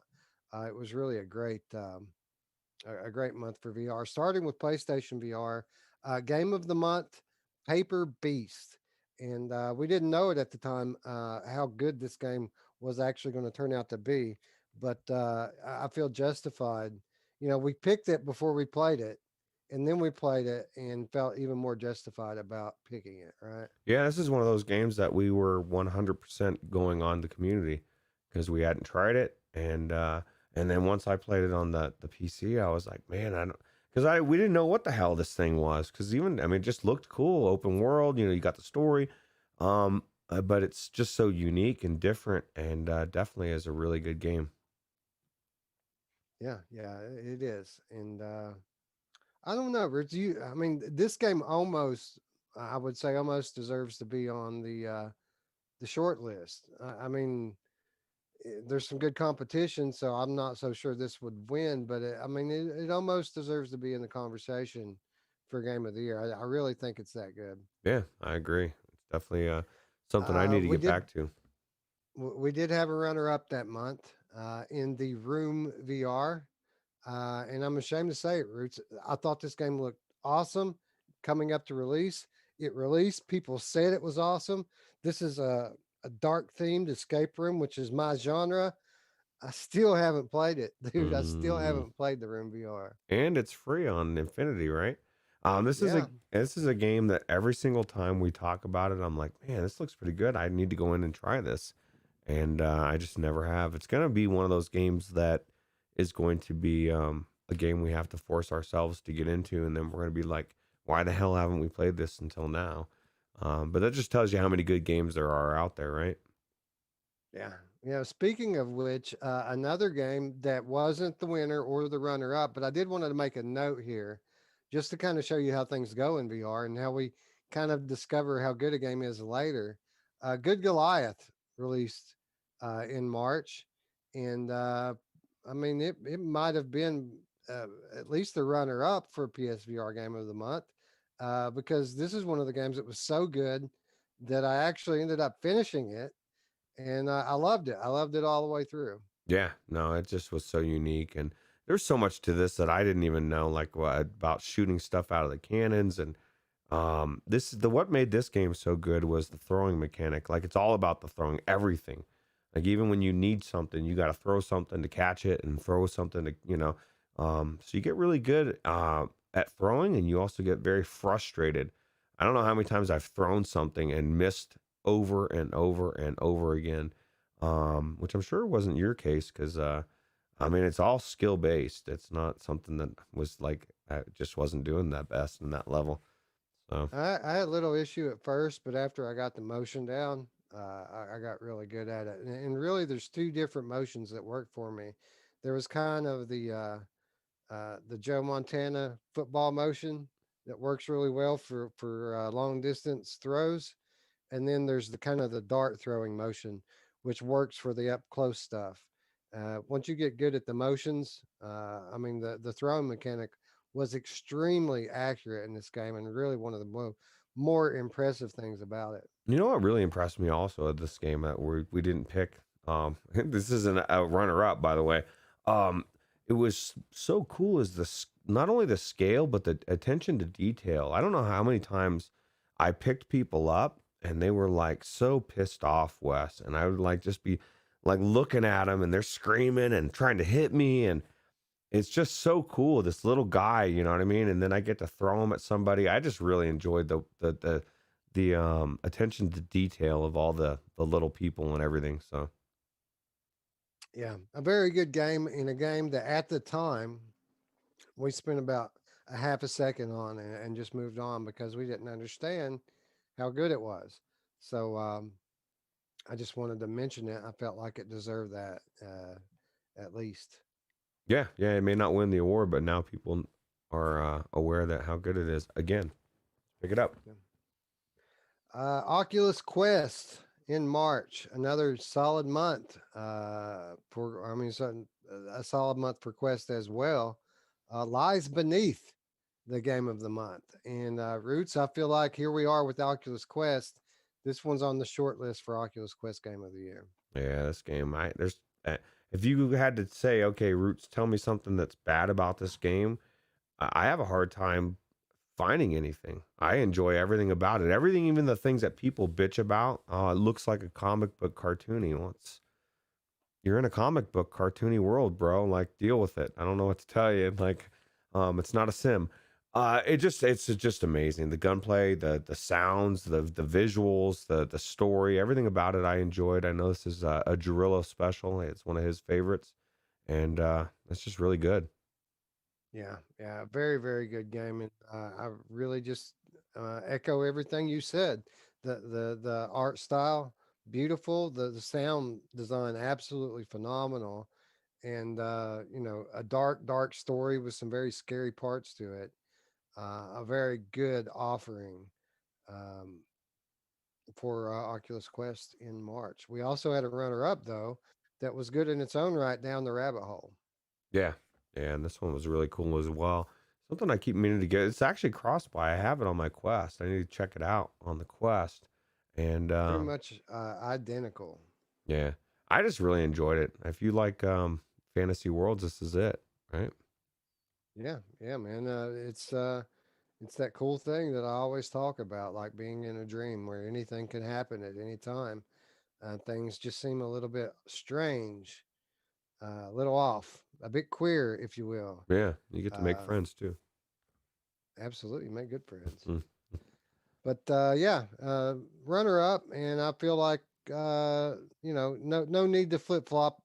I feel like we picked the correct game, and that's kind of the point of having the runner up is so we can revisit it later, right? And Mm. I feel like so far with Paper Beast over the room, with Lies Beneath over down the rabbit hole, I feel like we made the correct decision in both cases. Yep, absolutely. Then we move on to PCVR, and what do we really need to say about Half Life Alyx, a transcendent VR game, probably the most impactful from an industry standpoint of any game ever in VR history. So many firsts that they did in this game. Um, Maybe the most beautiful looking VR game that we ever had. Um, I could go on and on for days. Obviously, Half Life Alyx, most people's favorite to win Game of the Year this year. Can you believe somebody just typed "hot dumpster fire" in here in the chat about Half Life Out? Oh wait, that was me. I just want to get Drillo riled up, but no, this game is it still blows me away. And even though this isn't part of the game, I guess it is in a sense. We have Mhm. to consider all the extra content that is still being made from this game. And so it's not only about the campaign that's made. You were the Lost Files that I turned you on to. You said was really good because and they're still, I think they're releasing cases to it or files, right? Yeah, yeah. He releases them first to his patrons, and then eventually they trickle their way to the free section. Oh, cool. And they're very good. I mean, they're very challenging and very well put together levels. And what you're saying is absolutely true. I mean, beyond all the awesomeness that shipped with Half Life Alyx, the fact that it was unlocked by the developers to allow the community at large to make their own content from the engine. I think that does have to factor into our discussion because I mean, people can say that it's a different thing, but the fact of the matter is, you have to buy Half Life Alyx to access that content. And as such, it is a part of the game, in And if my opinion.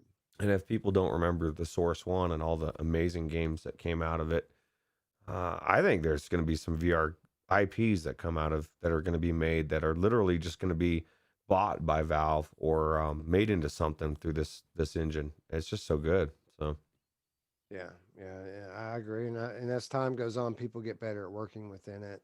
And I think it's just going to continue to improve over time. Jim says, "Show's over. Game of the year's been reached. Good night, all."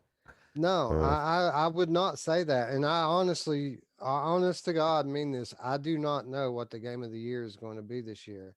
I know a lot of people think it's a foregone conclusion that it's going to be Half Life Alex, but graphics and industry impact is not everything. In fact, if you go back and look through most of our game of the months, the thing we generally tend to grade on the highest is gameplay. And I'm not so sure that the gameplay in Half Life Alex was the best of any game that we had this year. I found it to be rather easy routes, even on the hardest difficulty.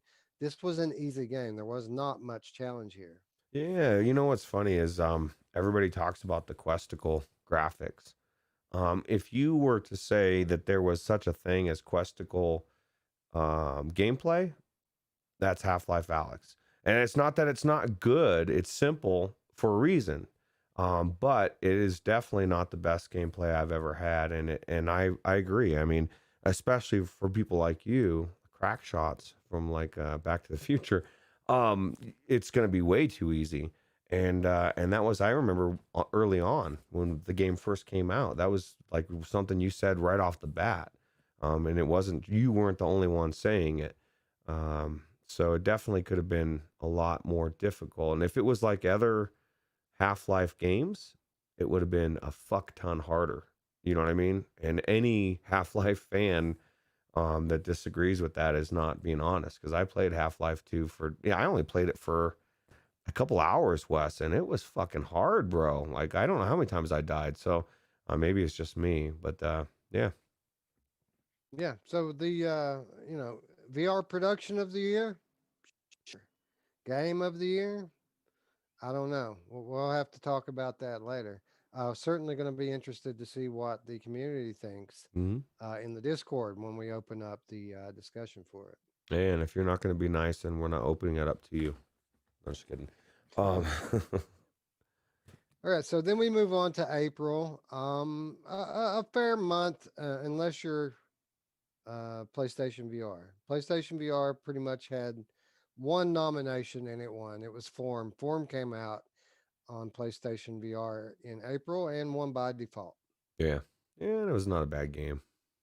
It's just not game of the month or year. Well, I mean, yeah, it wasn't bad. It was fun for what it was. It was another game like Freediver that was a good time while it lasted, but it didn't last very long. Yeah. Yeah, that's true. But then we move on to Oculus Quest, and things pick up quite a bit with Pixel Ripped 1995. There aren't very many games out there who can, claim to operate within their own genre. And I feel like Pixel Ripped is one of those games that's just kind of its own thing. And it's absolutely amazing. And as much as we loved its predecessor, Pixel Rip 1989, I felt like Pixel Rip 1995 was better in every way. Well, especially because you get to have 1989 for free. Oh, I guess it's a deal. Is it? It's in the game. Is It's it? paid. It's It's paid. paid. Yeah. Okay. It's still cool that it's in there. And what's weird is like this game is like it translates from 1976 to this game, or at least for a second there it did. But nah, this game is definitely, I enjoyed it every minute of it, and it was a really good game for the Quest. Yeah. Yeah. Another game that I had such a good time in.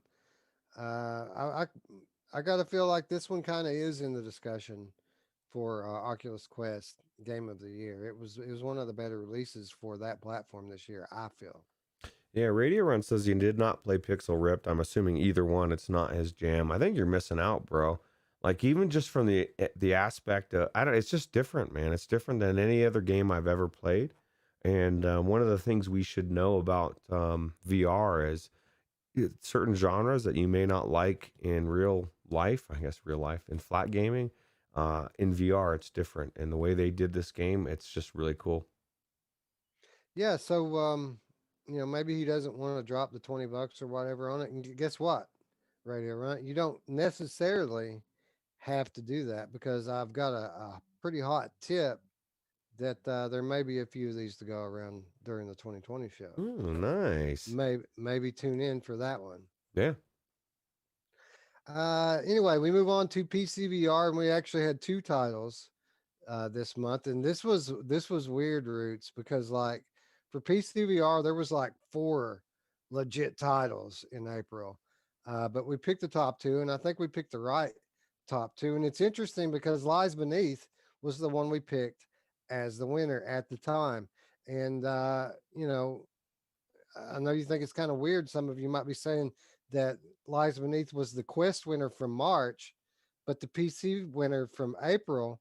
That's because the March or the Quest version released on the last day of March, and then the PC version released at the beginning of April. So PCVR Lies Beneath the winner. We already talked about that, and certainly a deserving winner. I still feel like. Yeah, absolutely. And with even with better graphics. So it was Yeah, really good. barely. I mean, there was a little bit better lighting at the time. I'd be interested. I haven't really looked at Lies Beneath standalone Quest 2. Maybe it looks a lot more like PC now Yeah. because the differences were minimal between Quest 1 and PC. And the lighting that the PC version kind of added into it, I kind of feel like Quest 2 is capable of. So who knows? Maybe they patched it in. Yeah. Yeah, it's definitely a good game. But we did decide to name a runner up in April, and it was a game that would then go on to become one of the most popular games of 2020 in our community, and that's Grip. And we were hot and heavy on Grip for a good number of months, weren't we? Yeah, actually it's starting to make a re hash. Everybody's talking about it again. We need to get back into this game. It's one of the best games, best racing games I've played in VR, and I know a lot of people will say otherwise as far as Gran Turismo and all these other sims. I like the battle sims. I like to do more than just race. I want to shoot you and flip around and go upside down, and this game has all of that. It's a good time. So what do you think, Bruce? Did we get it right? Lies Beneath over Grip, or should we have had those the other way around? I don't know, man. Like if I'm going by amount of game time I've played as much as I've played with other people and enjoyment, I would say Grip would be better than Lies Beneath. But Lies Beneath is just such a good, solid game in every category that it's a. I think they're both right up there. I think we did a really good decision to put Grip as a runner up because it puts it in that category for the game of the year. I don't know that it would win, but it definitely, it's definitely. I think it. Oh, go ahead. I think it's in the running for maybe some other categories. Okay. Maybe not the game of the year, but I think that it's certainly in some of the racing categories. I think that it very well could win. Okay.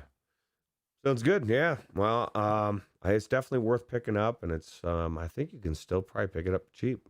So. Radio Rent says way better than Deathlap.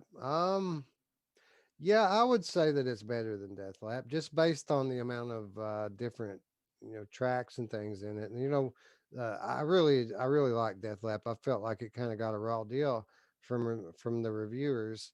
It did need more maps, and I really wish it would have got better support post launch. But I liked it. I liked it on day one, and I still like it. So Yeah. Yeah. I would have to agree with as far. I enjoy this game more than Deathlap, but I do enjoy Deathlap as well. It's definitely a different type of game, even though it's similar. That one's more. That one was really cool with just all the different things going on. It was more visual, right? Whereas this is more. This is like a AAA game brought into VR, and you can tell. It's just with the amount of levels and. The one thing that didn't capture in this one, for at least for you, is the way it feels as far as flipping around, like in other racing games that are built from the ground up. Kind of gets your stomach flipping a little bit more, whereas this one doesn't. And maybe they did that by design so that you didn't get sick. I don't know, but I think it's a good game. Yeah, Gamer Chick says is grip better than Dash Dash? Now that's the question, isn't it? Because they're really different. That Dash Dash is more of a Mario Kart style game, whereas Grip is more of like Wipeout. And I mean, they're both racing games, but it's on a very basic level that they share that similarity. They're very different games. So I don't know. If I had to pick a racing game, just the general best racing game of the year, I'm not sure which one I would pick. If you said Roots, you're gonna have to stop playing one of these games, and you're gonna be able to continue to get the other one. It makes it easier for me to choose, and that I would pick Grip, just because I've had so many good experiences in it with the people, and it's not that Dash Dash isn't amazing. If I want to go play a game that makes me feel more Mario Kart racing, it's gonna be Dash Dash. It's amazing game, but Grip for me is just like so fast paced and so there's something about racing when I'm thinking I'm getting first, dude. I think I'm doing it. And then I look up and somebody's on the fucking ceiling upside down, zipping by me, and they win. And it's like, son of a bitch. Like this thing, you fly off the track and you think, okay, I'm done. And somehow you're on some other track you didn't even know was there. It's just, it's different than any game I've ever played. Would I feel it's as good if it was flat? Probably not. As a matter of fact, I wouldn't. I've played it flat when I didn't have VR for a few weeks or a month or whatever it was. I did play some flat with people and it was cool. It just wasn't as good. Being in there was really cool. Um, so definitely pick it up. If you, Tiffany, so I'm sure somebody will link it, but there's a website we were getting it for a couple bucks and it was on Yeah. sale for so long. It's probably still on sale for like $2 or $3. So it's definitely worth getting. Yeah, it was Instant Gaming Yeah. that had it for like two something. It was super cheap. Yeah, so definitely worth getting for sure. And I'd love to play it with you, Tiffany. Just don't throw up like that guy. It's not good for your headset. I'm just Yeah, it's throwing not that. as bad on your stomach as it seems like it would be. For whatever reason, it's actually quite comfortable. Well, and you can actually change the view too. You don't have to look through it. You can actually look through you can be on top of it. You can have it up out in front. That would be less sick for some people if they feel like it does induce the vomiting. So Yeah. So yeah, it's definitely worth the try, especially at $2. I mean, I mean it's worth the regular price, let alone the sale price that you get it on all the time. It's always cheap. So it's funny. Chris Richardson says the same. I didn't say it this time, Chris, but I really believe it. It's like, why would you put some? He says, don't have someone vomit in your ad. And I know they wanted to give that feel, but that was like the first thing I ever saw this trailer. I thought, why would you? It's like somebody sticking a foot in a video. It's just not a good thing, dude. Like certain things, you just don't do it. And Chris Richardson says there's another game like Grip that I kickstarted called Distance that works in VR. Yeah, I've seen Distance and I've always been quite curious about it, but I've never played it. I tried buying it one time and I ended up refunding it, but it might be a good game, but it had some weird flipping around and maybe it was weird. It was I don't know. It was definitely something that was intriguing, but I'll have to check it out again. All right, so moving on to let's see, May. May, the month of May. Another pretty solid month here, especially for PSVR coming off of the slow April. Coming into May, we have one game and one game only, no runner up. The Walking Dead Saints and Sinners. What can I say, Roots? Maybe the best game ever on PlayStation VR. Yeah, absolutely. I'd say the only one that there's a couple that give me a pause. RE7, there's just classics, right? But this one was the Farpoint. first, yeah, Farpoint. And this was the first and only, as far as I know, physics-based game in the PlayStation VR. So if they want to play something where they're not clipping through everything, this is it. And then you get all the added benefit of it being Walking Dead and the amazing story that is told in this game. So yeah, this is definitely a lot of people say Half-Life Alyx is a shoe-in for PC VR. I would say this is not. I'm not going to say shoe-in, but this is definitely for me. This is my Half-Life Alyx of PlayStation VR. It's I can't imagine anything else beating it, but I'm interested to see the conversation. Yeah, well, see that's always kind of what I go back to when I'm debating this in the PSVR communities.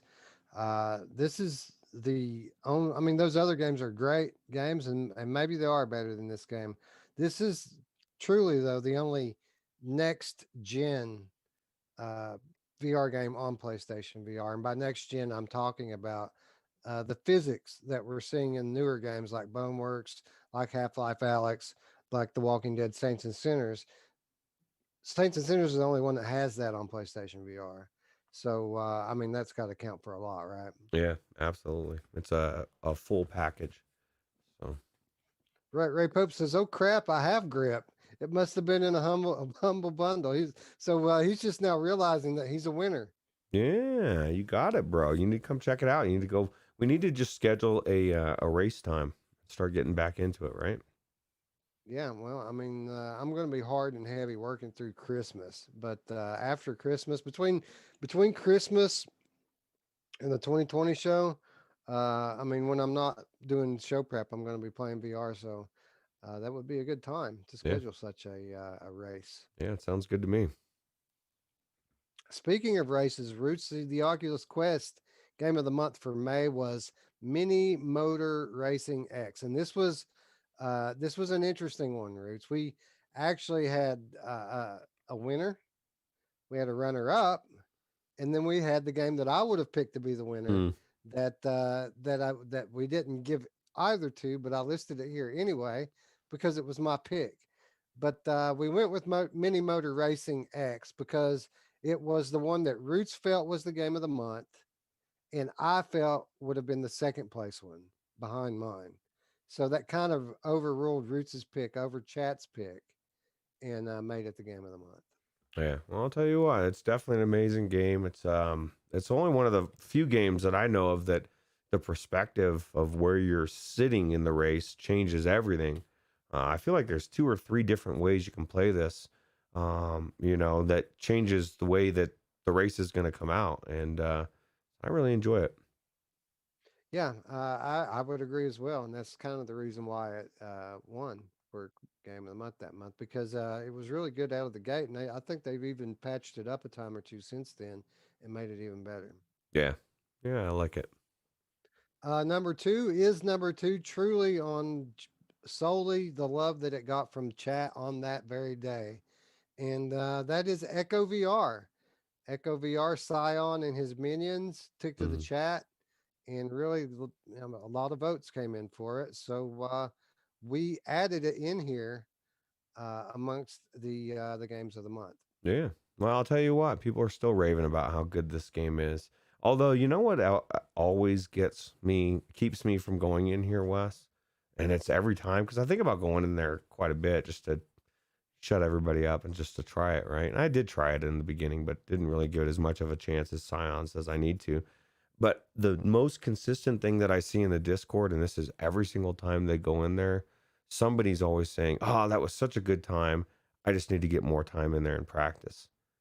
I don't have more time to practice, bro. Like, so at what point am I going to go in there and have a good time? I'm going to Right. go in there and try for a little bit and then realize, fuck, I need to practice and I'm not going to spend the time practicing. So, it almost is futile to go in there for me.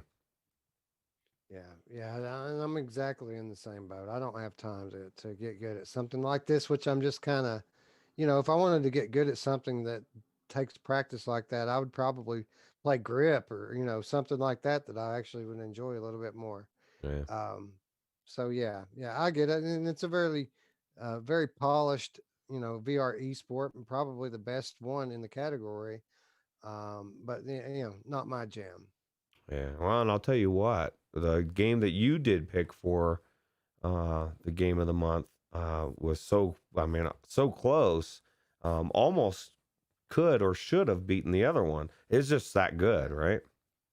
Yeah, well, Radio Run for real quick says that Echo VR is a must play. It's one of the best games. You need to go in there. It's amazing. Yes, but I will remind you in the context of this conversation, we are talking about the Oculus Quest version. So all of these pictures you have in your head of playing Echo VR on your Oculus Rift, that's not what we're talking about here.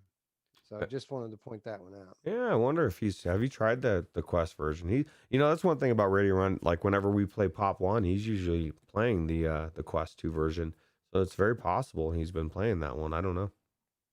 But you see, it's funny that because of people like Scion and Radio Rent that we gave this the number 2 spot on the Oculus Quest for this month. But at the same time, when you ask Scion why he won't buy an Oculus Quest, the first thing he brings up is because of Echo VR and the tracking. Yeah. Well, and I think he said that he might have said that they did something recently. They got some kind of they're working on some good algorithms to fix it. He may come back around. It'll just be his eye spaces, his spaced eyes that'll change everything to IPD. So. Radio Rent says they updated the game this week for 90 hertz and it looks great in the Quest 2. Oh, cool. Well, I'll definitely have to give it a shot. I say that all the time. Just don't talk about practice. But my pick for the game of the month in for Oculus Quest during May, and I guess is the second runner-up, Tetris Effect. And you know what, Roots? As we stand here at the end of the year, Mini Motor Racing X, Echo VR notwithstanding, I stand by my pick. I've spent well more time in Tetris Effect than either of those other 2 games, and I still think that it was game of the month. Yeah, well, definitely. Well, see, and that's where I was seeing that, and that's where I guess I was kind of misunderstanding, or at least how we talked about the game of the year last year. I thought that's why we created the runner up category, so that it, even if there was something that was that close, it was still a contender for the game of the year because it was that runner up. Right. But I guess we'll have to talk about the decision, because that to me would make sense, at least from the perspective of you never know how a game's going to perform or stand up to the test of time by the time that game of the month or game of the year discussion comes out. You know what I mean? Yeah, I agree with you. And the sad thing is that this isn't the runner up. Like we chose. Oh, that's true. I guess even in mention that context, this wouldn't make it, right?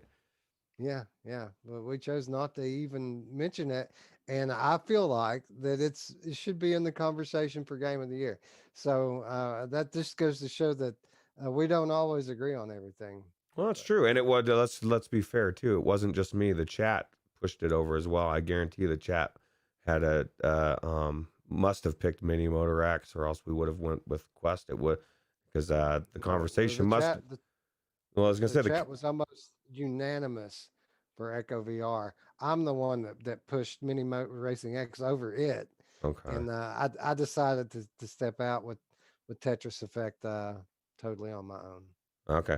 No, I because usually the conversation will be, okay, well, this is what Wes likes, this is what Roots thinks, what do you think in the chat? And then usually the chat will start to chime in and we'll say, okay, well, 3 went Mini Motor X, 2 went Tetris Effect, we went Mini Motor X or whatever, but I didn't watch it back, so I'm assuming you did. So, but yeah, it was pretty much unanimous for Echo VR as the reason why I did it like that. Okay. So, cool. But we couldn't let them have the win. I gave the win to Roots over them because Mini Motor Racing X I really enjoyed as well. Yeah, and I don't know the Echo VR is better than either of those 2 games, but I mean, obviously the chat's gonna think different. So Jim Hall says, I keep visiting Tetris Effect on the store, but can't pull the trigger.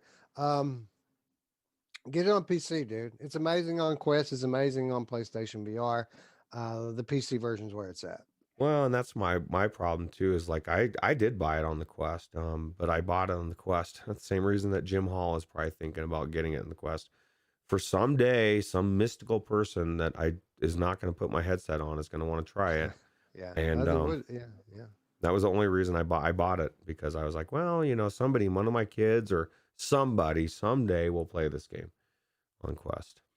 Yeah, it is a good it's a good demo title for sure, because you can put that on somebody. They already know how to play it for the most part. And still to this day, the continuity between all of the different facets of the game, there's such a synchronized feeling to that game in every aspect of it. It's really impressive, and it's something that I feel like would really gives a wow factor to especially to a first time user. Yeah, absolutely. Then we get to PC VR, game of the month for May. Another one of my favorite games all time, Roots, The Persistence. Yeah, this game was so good, man. I played it on the PlayStation VR, and then I sold my PlayStation VR, and it was one of the games I was kind of bummed out.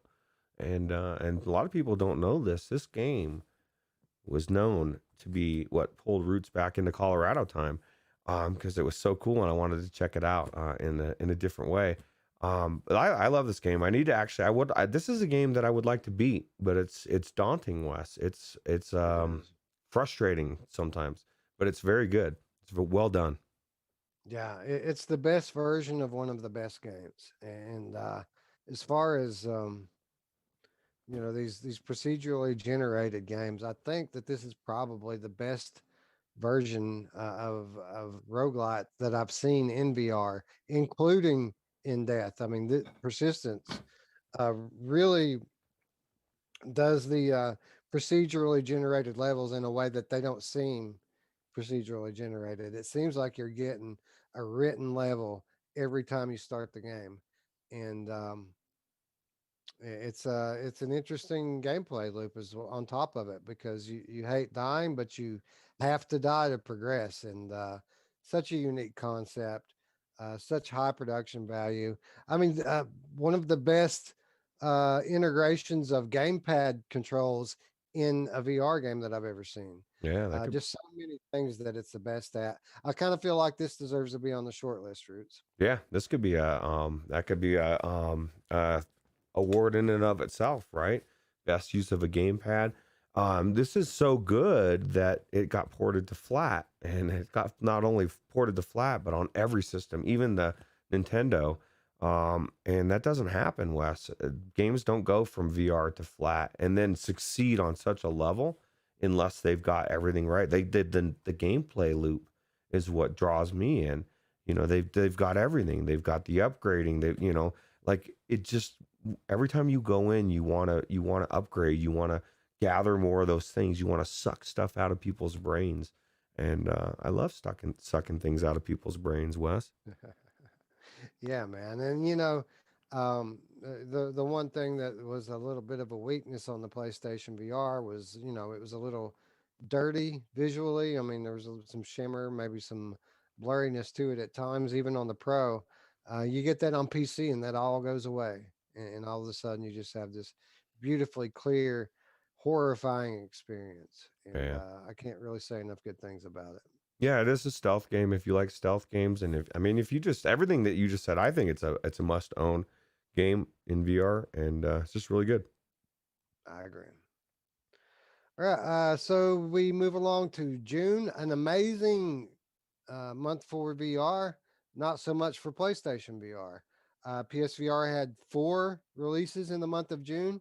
They all suck balls. We didn't Mm-hmm. even pick a winner.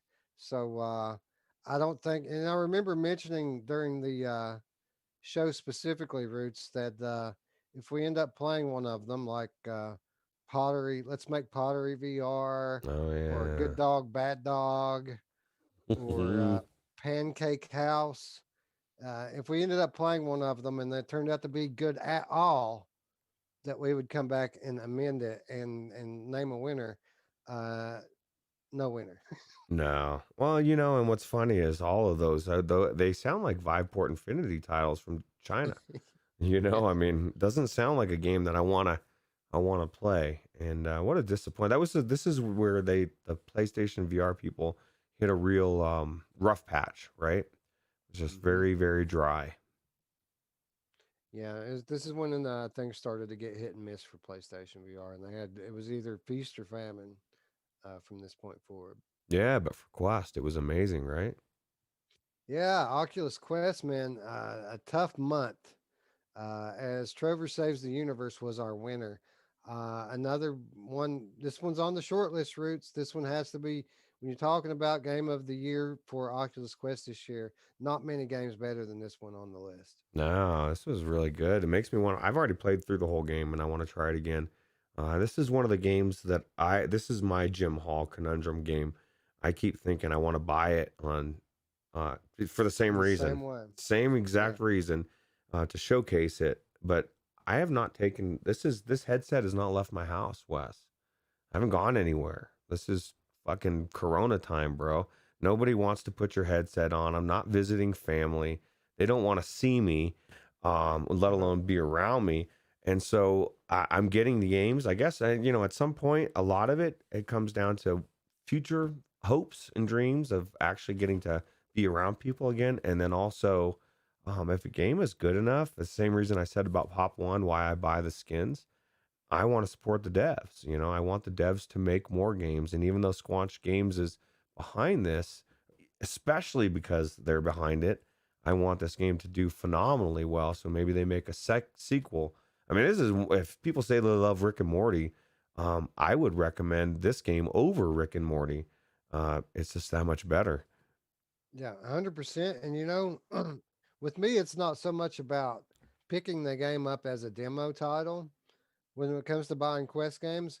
With me, if I see a really, really good job of a PC game on the Quest, I just want to see what it looks like.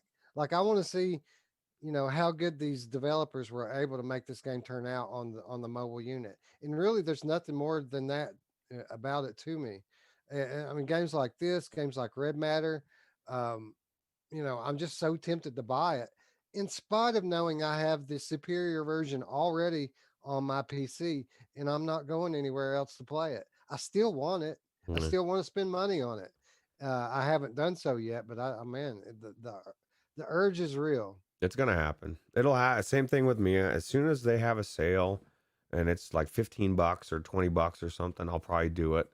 And it'll be cool. And I won't buy. I won't. I was looking at that today, Wes. I went in to go play Myst, and it wasn't there. And I was like, "What the fuck? Where's my game?"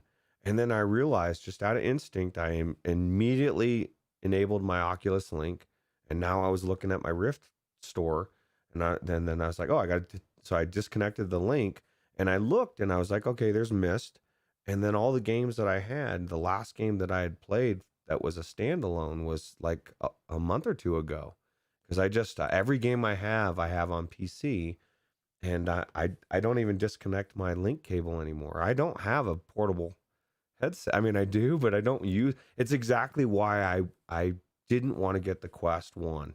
I knew I wouldn't take it anywhere.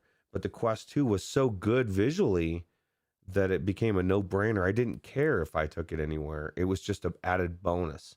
And that's the difference for me, I guess.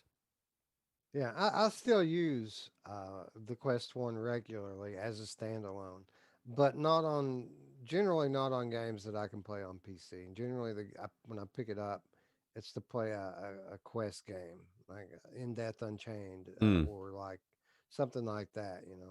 Yeah, that was the last game I played. I guess it hasn't been that long, but because I played in Death Unchained, but just a little bit. But it just showed me that most of what I'm playing is PCVR through the link cable, and mostly because I'm streaming.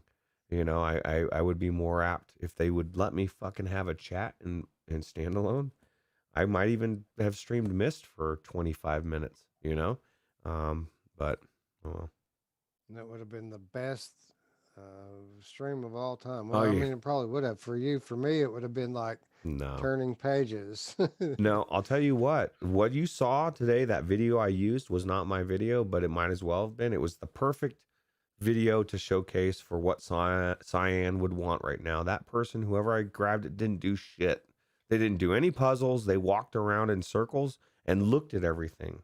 And that's what I did for the first hour and a half to 2 hours. Like you said, I literally walked around and kept going back. I know that beginning area very well now. Um, it just took a while to get there. Yeah, absolutely. Well, I mean, well, I don't want to get into it. There are things I could share with you to kind of give you some direction, but I'll let you just figure it out on your own, or maybe get it from Scion, Yeah. Scion. Scion. Yeah. Anyway, let's move along here. A strong runner up that month in June for Oculus Quest. We had Phantom Covert Ops. Um, Interesting roots because we kind of chose Trover at the time. A lot of that was based on the fact that Phantom Covert Ops on Quest was not the same as Phantom Covert Ops on the PC. With that said, in the months since then, and since the Oculus Quest 2 has released, this game has gotten a lot better. It was received a Quest 2 enhancement patch that really put it a lot closer to that PC experience that we all love so much. Yeah. Yeah, and I mean, if I'm being honest, it definitely made it. I mean, the reflections, everything, it looks so much better. Everything is amazing. The gameplay was still there anyway. I would still have to lean towards Trover just because of like I just enjoyed it so much. But this game, it definitely the conversation changes or would have changed and would have been a lot harder to choose for sure. And Chris Richardson wanted to know if anyone's played the version of the Joppo version of Trover. And yeah, I know a guy. yeah, I know a guy that got fucked over by that. I felt for that gag. Literally, Chris, all it was they just changed the he just said Joppo instead of his name or whatever. Whenever they said his name, Trover, right? And I deleted my save for some reason. I don't even remember. I had to start the game over because of Joppo. So I have a couple things to say to Joppo if I ever see him in real life. Yeah, I did not. Yeah. Anyway, um, yeah, I kind of feel the same. I feel like Phantom Covert Ops is almost at a draw here with Trover, but we'll give it to Trover based on the fact that it's probably the best title of its genre of all time. Like Yeah. comedic, when you're talking about comedic VR games, this is the funniest game I've ever played, I think. And it's a platformer. Then it doesn't seem like it's a platformer, but like it's such a good platformer. It Like is. it just works so well. Yeah.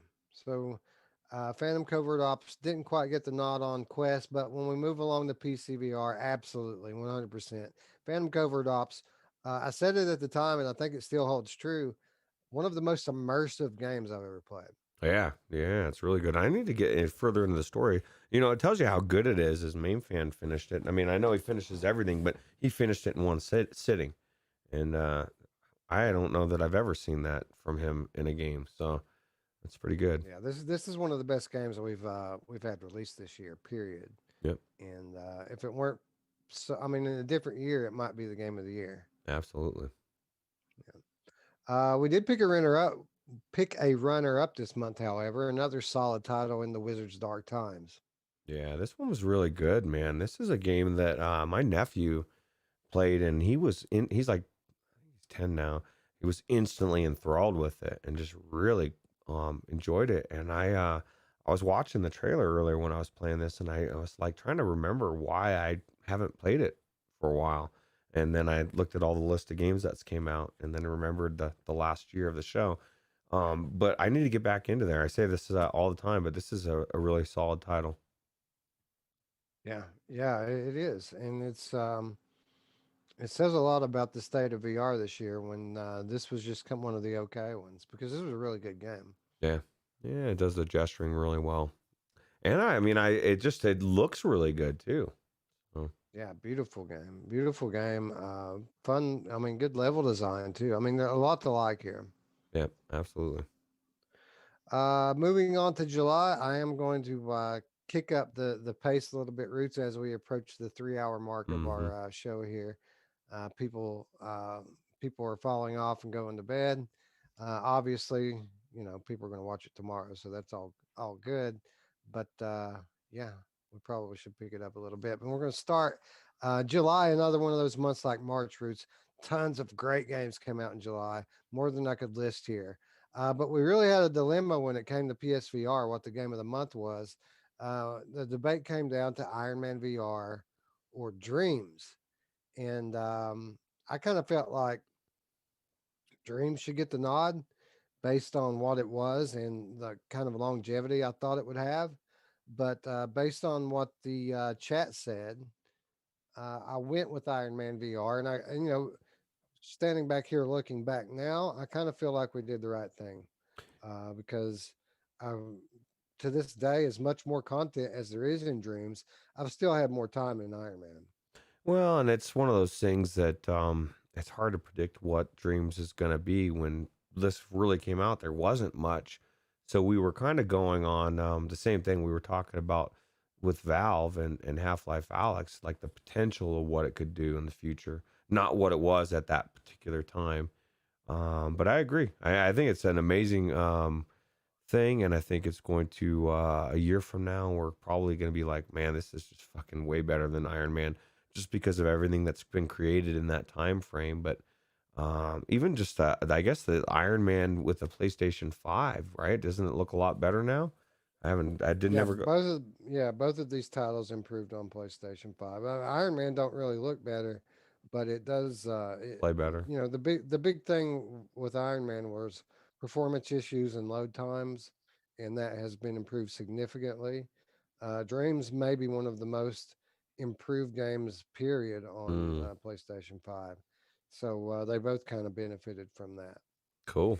Well, yeah. Nah, I mean, I think they're both solid titles, and I think they both deserve to be on the list for Game of the Year. yeah, I agree. So I think that either one of these could win. Yep, I agree. So we'll just agree to leave that one as kind of a draw, and move on to Oculus Quest, another one that I feel like deserves to be talked about in the conversation for Game of the Year, which is kind of a sleeper. It's a surprising thing. We didn't expect it, but from out of nowhere, In Death Unchained has gone on to garner the reputation as one of the best games ever on the Oculus Quest platform. And what can we say that we haven't already? It's certainly deserved. One of the funnest gameplay loops I've ever experienced in VR. Man, I just one of those ones that I was telling you about, even the original In Death, how good it is, and this one is 10 times better just because of it just feels like a more fully fledged game. Yeah, yeah, it's a lot more fully featured than the PC version is. Yep, absolutely.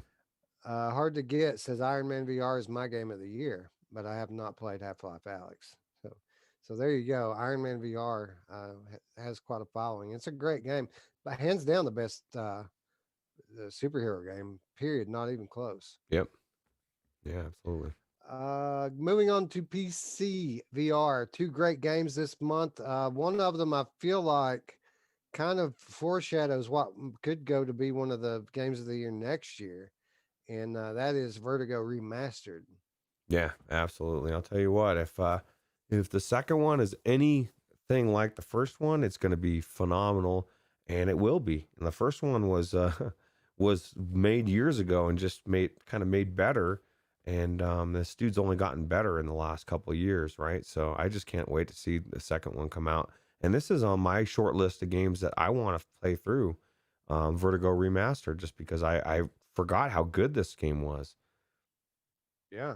I mean, how good is it? Well, it's good enough that we made it the winner over Paper Beast, even though Paper Beast is named as the runner up.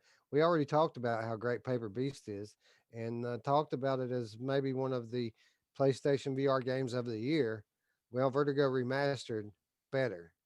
Yeah. Well, in this game, it's so much. It's even better on the pay per view. It's even better on the PC than the PlayStation, just because it's so. I mean, it's such a beautiful game, and like you said, it just shows you how good Vertigo Remastered is. I still think it's the right choice for the game of the year or game of the month, but this game is right up there. Yeah, agreed. Agreed. Vertigo Remastered, just fun, just a fun game. Yep. PlayStation VR for the month of August, we have the entire collection of Vader Immortal. I kind of feel like PSVR community here with this one kind of got the game as it should have always been, where we got these little bite-sized nuggets released to us on the Oculus platform. PSVR got it all at once, all in one package, and I feel like that means something, and it certainly means that it is the game of the month for August. PlayStation VR.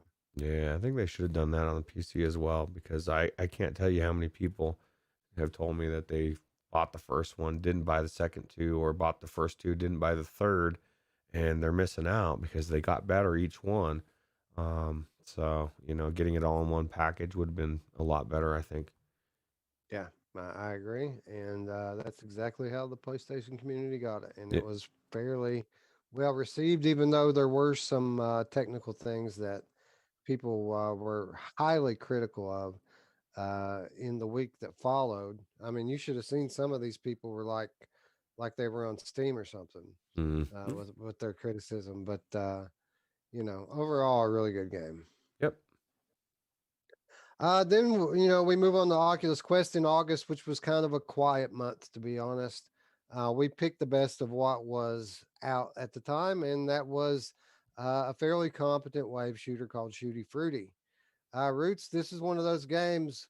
If you go back and watch the episode, you're fairly determined that you're going to go buy Shooty Fruity and play it. Mm.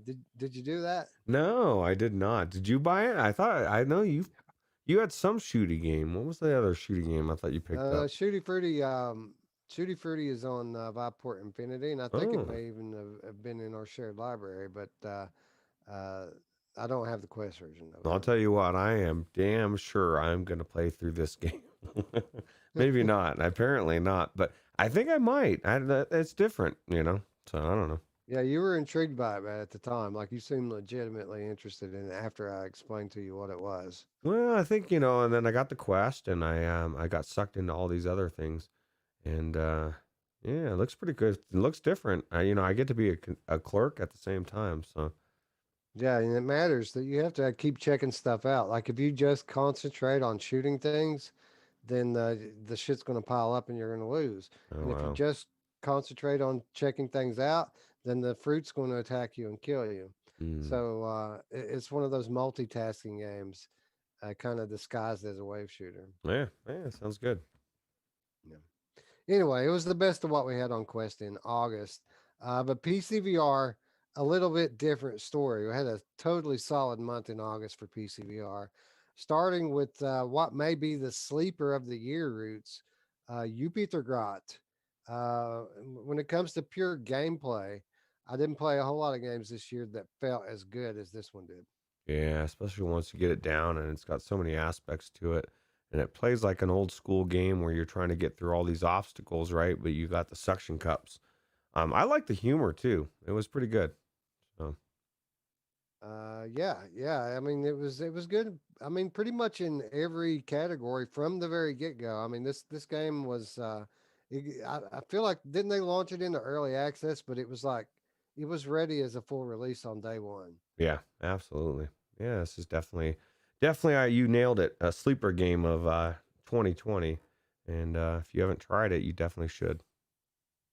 But speaking of sleeper games, Roots, we did have a runner up and probably one of my most played games of 2020, Moose Life. I played this game so much, Roots, because let's face it, I love Llamasoft games, and this stands firmly as the number two Llamasoft game I've ever played, and I just love it. It's so much fun. Yeah, I love all games like this. A lot of visuals, a lot of Colorado time. I found that I think Pop One is my number one game played. I had Jim Hall. I said I had like, I don't know, 60, 70 hours. He's like, dude, no way, man. I've got more games than you and I've got 110 hours or something. So I looked and it was like 154 hours in there or some stupid amount of time. It's crazy. Yeah, well, I mean that's how you can tell if a game deserves to be in the conversation or not, right? Yeah. You play it that much, you got to be doing something right. Yep, absolutely. But no, this PCVR game of the month for August really got me thinking that maybe we should do some kind of an award category that's kind of a game of the year, but not for these big budget games. Because I feel like games like Jupiter God, games like Moose Life, these games deserve to be in the conversation, but Mm. obviously they can't stand up against a Saints and Sinners or a Half-Life Alyx. But these are some of the best games in VR. They're just low budget. So I kind of feel like we need to kind of come up with an award category for games like this, so that they can have their hour in the sun as well. Yeah. Best game on a tight budget. We'll come up with some kind of a um, cool name for it. Yeah, I'm sure we will. But these two will definitely be on the short list for nominees for it. Yep. Then we move along into September, and September was an interesting month because we forgot to do game of the month in September. Mm. So Roots and I just kind of before the show today did an impromptu discussion really quick, and this is interesting. This month was interesting. It's kind of a good thing that we didn't do on this month, and you'll see why in a minute. But anyway, for PSVR, we picked Until You Fall, one of the best melee games in VR, period, and certainly the best PlayStation VR release in September. Yeah, yeah, for sure. It was definitely a really good game as far as these wave type of games, right? They don't have many games like this on PlayStation.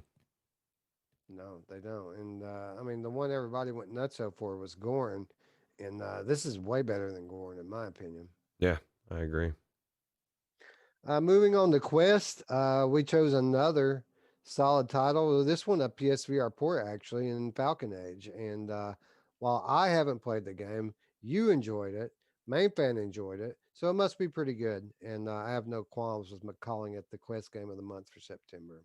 Yeah, anytime you get to knuckle bump a an animal, I'm down. And look at the hats, Wes. Like you can get all these cool hats for your owl or your falcon, I guess. Who doesn't want to have a bunch of different little hats, right? Chris Richardson says, I had never heard of Moose Life, and I thought you were kidding. No, dude, no joke. Um, Chris, have you heard of Polybius? Let me just say that. I was about to tell you to go buy Moose Life, but Polybius is better. If you haven't played Polybius, you must go buy Polybius right now. It's one of my favorite games ever. I love it. And Moose Life is very similar to it. And I really I enjoy both games a whole lot. Yep. Yeah. But then we move on to the PC VR game of the month for September. And this one, Roots, I know we're going to get some pushback here, but it was a limited month for PC VR. We had the titles like Solaris, which released that weren't full featured, right? I mean, Solaris released and you couldn't squat up. The way the hand tracking went, there was no hand tracking. They acted like you had a virtual aim controller in the game. Certainly a better now than it was then. But I mean, nobody jumping up and down to talk about how great Solaris is. Uh, Other highlights from that month are games like Gnomes and Goblins, which isn't a game at all. It's an experience. And then we have The Walking Dead Onslaught, which, looking at the list, Mm. which game did I play the most? Which game did I enjoy the most? I mean, yes, Onslaught could have been a lot better. It was lacking in a lot of areas. Is it a great game? No. Is it the PCVR game of the month in September? It kind of is, Roots. Yeah. You know what's weird is I haven't played this game and I went more on what how it was received and how it came out. And since I've this game's came out, I played Gnomes and Goblins. I really enjoyed it. And had I played the version I played then, if that version was out when this came out, I might have said differently. But when Gnomes and Goblins came out, it was fucked, man. It was not. It was very poorly optimized. I couldn't have had the experience I had last week or whenever it was when it came out. And so I believe when even now, I mean, it's still a better game. Onslaught is than Gnomes and Goblins because it's an experience and this has got so much more to it. Uh, and I will play it. I need to play it at some point, right? So Yeah, yeah, and really, this pick is more for the Kenty Poos out there and the Ray Delators. There are people out there who like The Walking Dead Onslaught, and I can point to more of them than I can point to people who are raving about Gnomes and Goblins or Solaris. So therefore, The Walking Dead Onslaught, game of the month for September. Certainly not going to be game of the year, but I calls them as I sees them, mm, and this is how I sees them. yep. Then we move on to a much better month, October, and we start right off the bat with a banger on PlayStation VR in Star Wars Squadrons. AAA Star Wars game we all been waiting on, Roots. Finally came to fruition in October. And it was good actually. And I know that didn't have the no, the PlayStation was the PlayStation actually their version was a lot more stable than the PC version, right? On launch. Am I Yeah, remembering well, correctly? uh, I mean, the version that I had played at that time was the PlayStation VR version.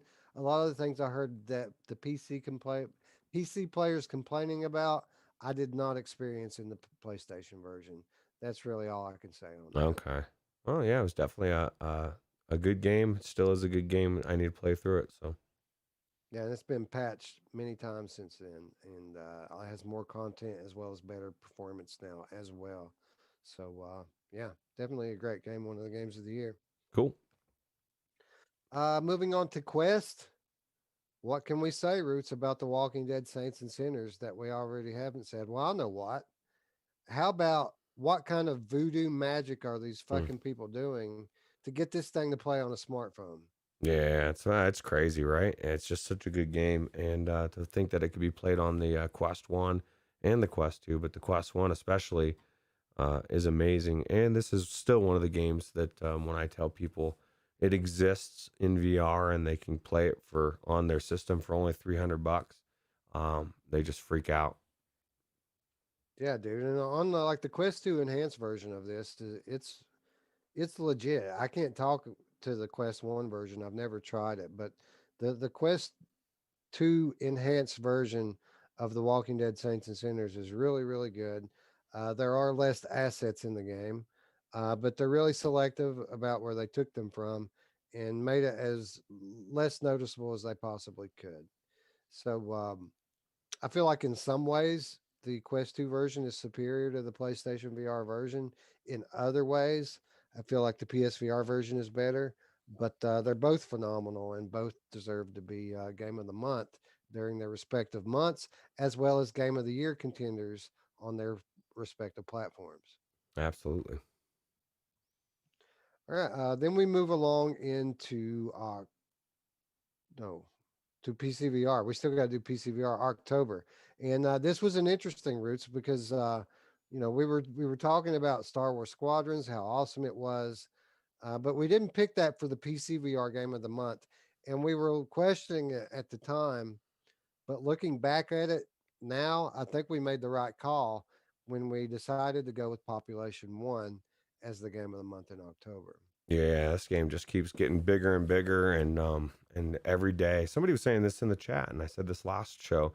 Every day I'm running into people that this is the first week, first game. I just got the quest. Had a guy tell me I bought the quest for this game the last time I played, which I hadn't heard yet. It's just an amazing game, and hopefully you have something to say about it because I got to use the restroom real quick.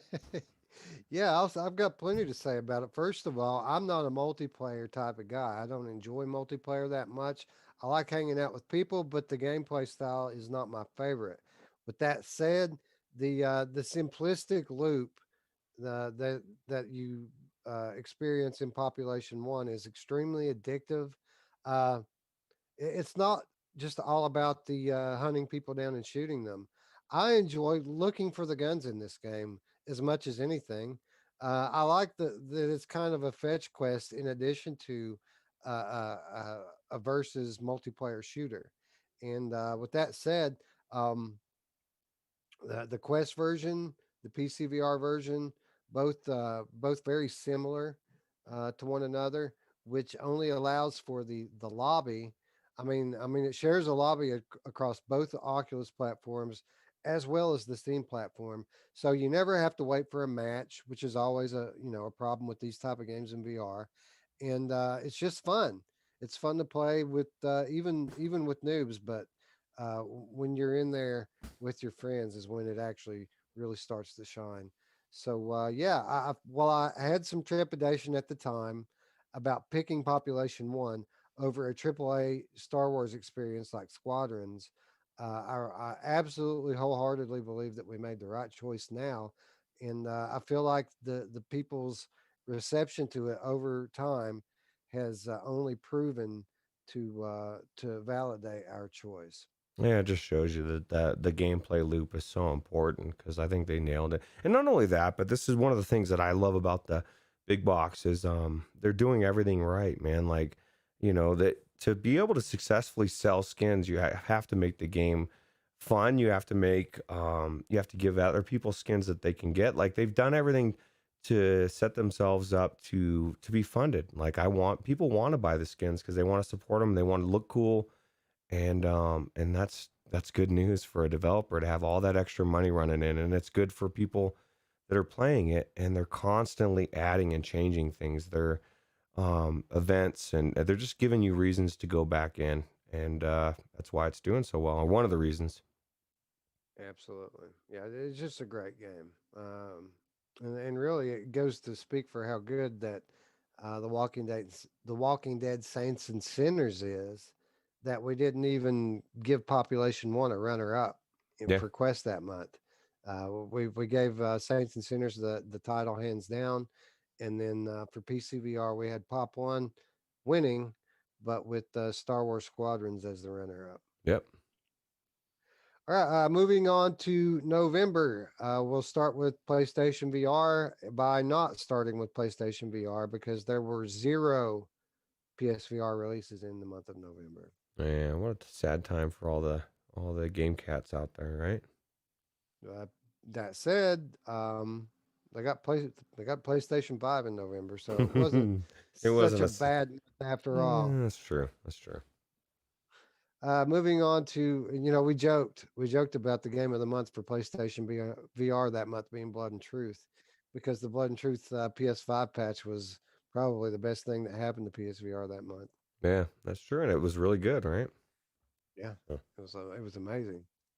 Moving on to Oculus Quest. Speaking of amazing, no runner up needed here. Root Star Wars Tales from the Galaxy's Edge. Uh, Oculus Quest game of the month, November, hands down. yeah, this is such a good game. It's funny because I have people all the time they'll bring up Vader Immortal, and for whatever reason, they could be in my private life just talking about VR, and I'm quick to tell them, no, this one's way better.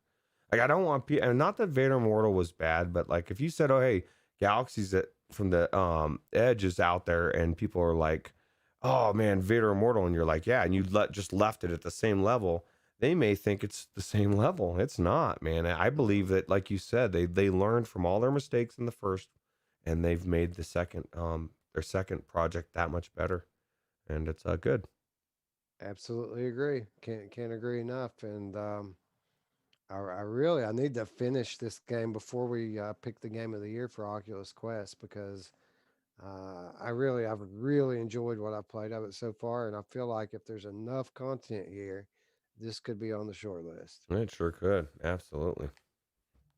Moving on to PCVR, we really had an interesting conversation because we had the Tarzan VR, which was really great. A lot of fun swinging around and dropping in on the bad guys in that game.